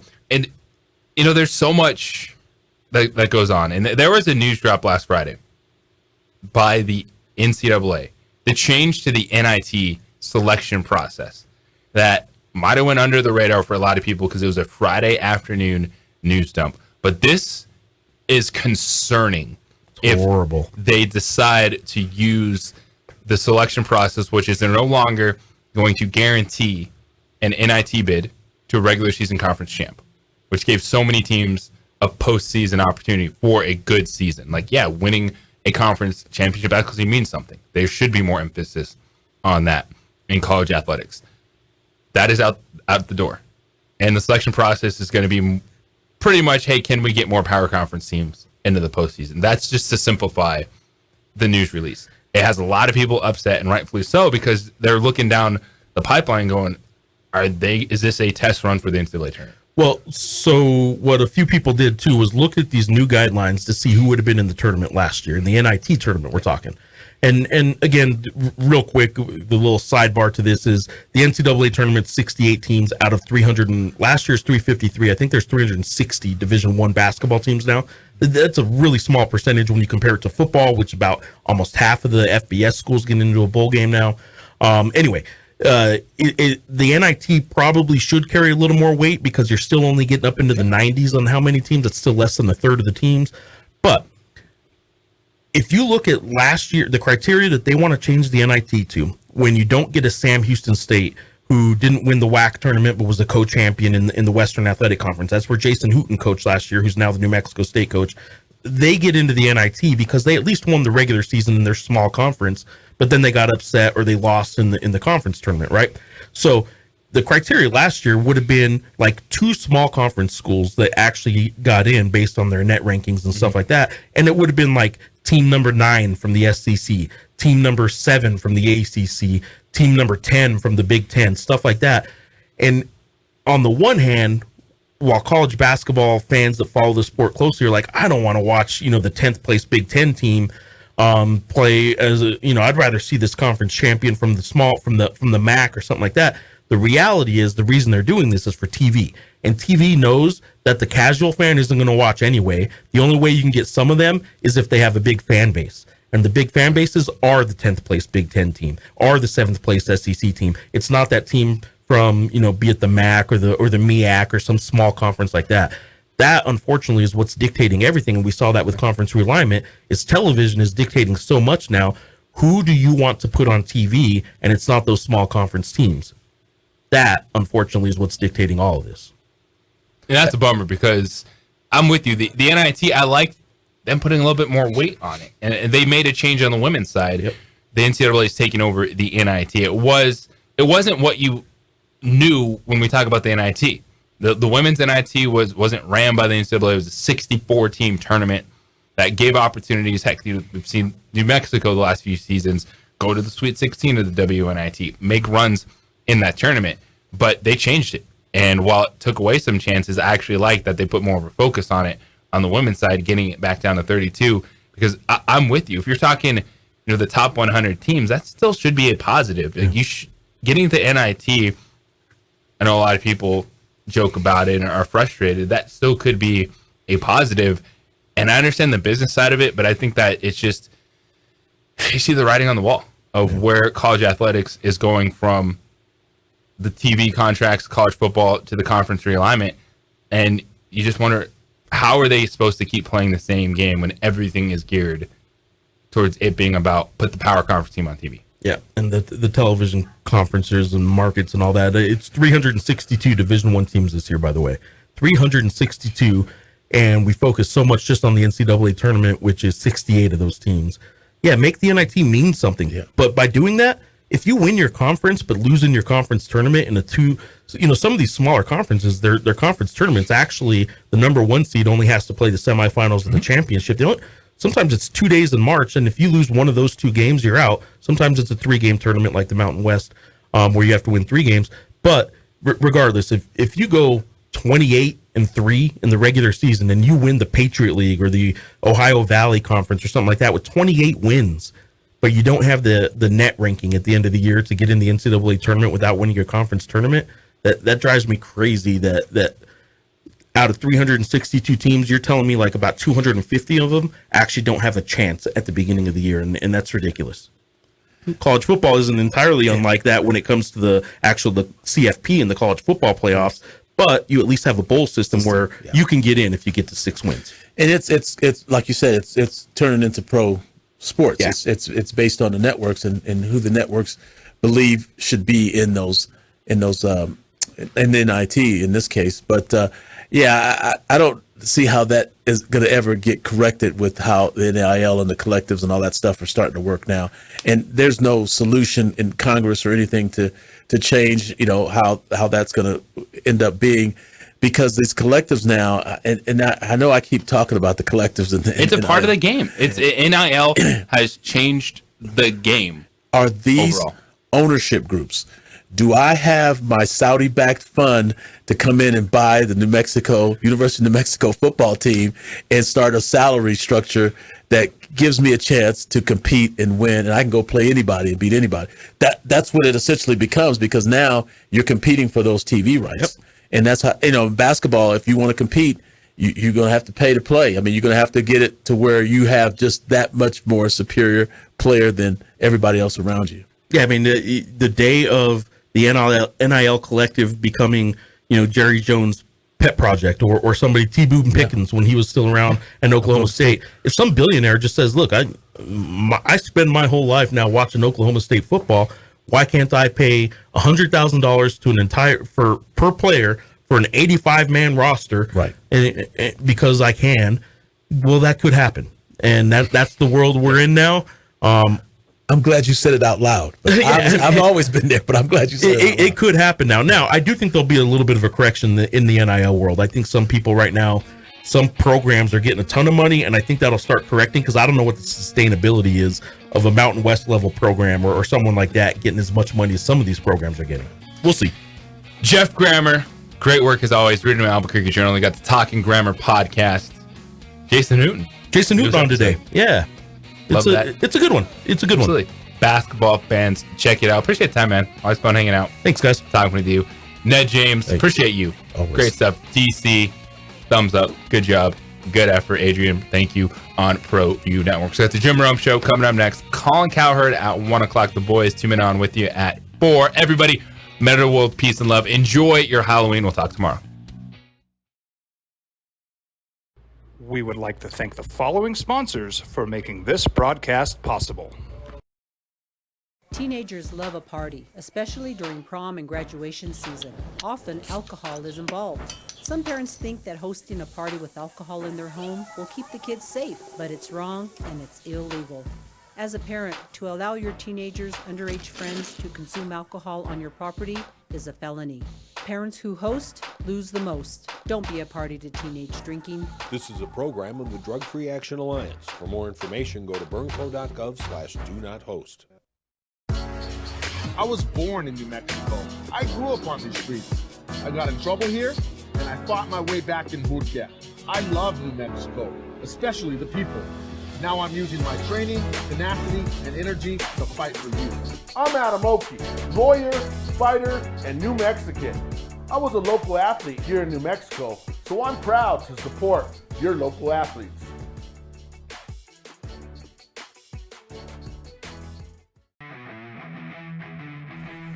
Rosendo Najar here, president of Carpenters Local 1319. Juan Junior Gonzalez, warden of Local 1319. Some people have a misconception about what a carpenter does. The carpentry trade entails more than just woodworking or building houses. We are responsible for 85% of a construction job site. Everything from the superintendent on down. We have a great apprenticeship program. Information can be found on our website.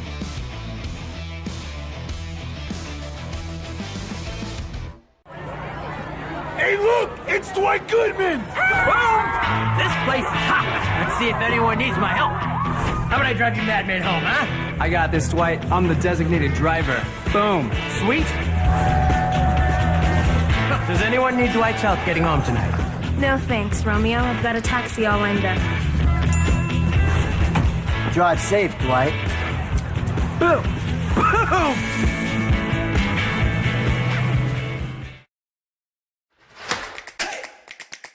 Albuquerque's leader in sports is ProView. From pros to prep, all your favorite action.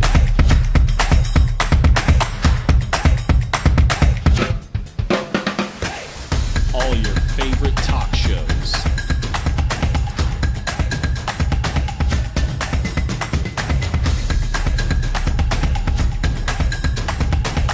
Find it on ProView Networks. Seriously? You expect me to drive while you aren't wearing seatbelts? What's the worst that can happen?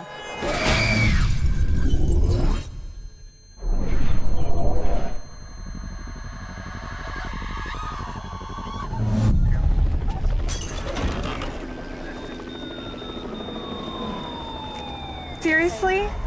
Buckle up. Okay. Thank you.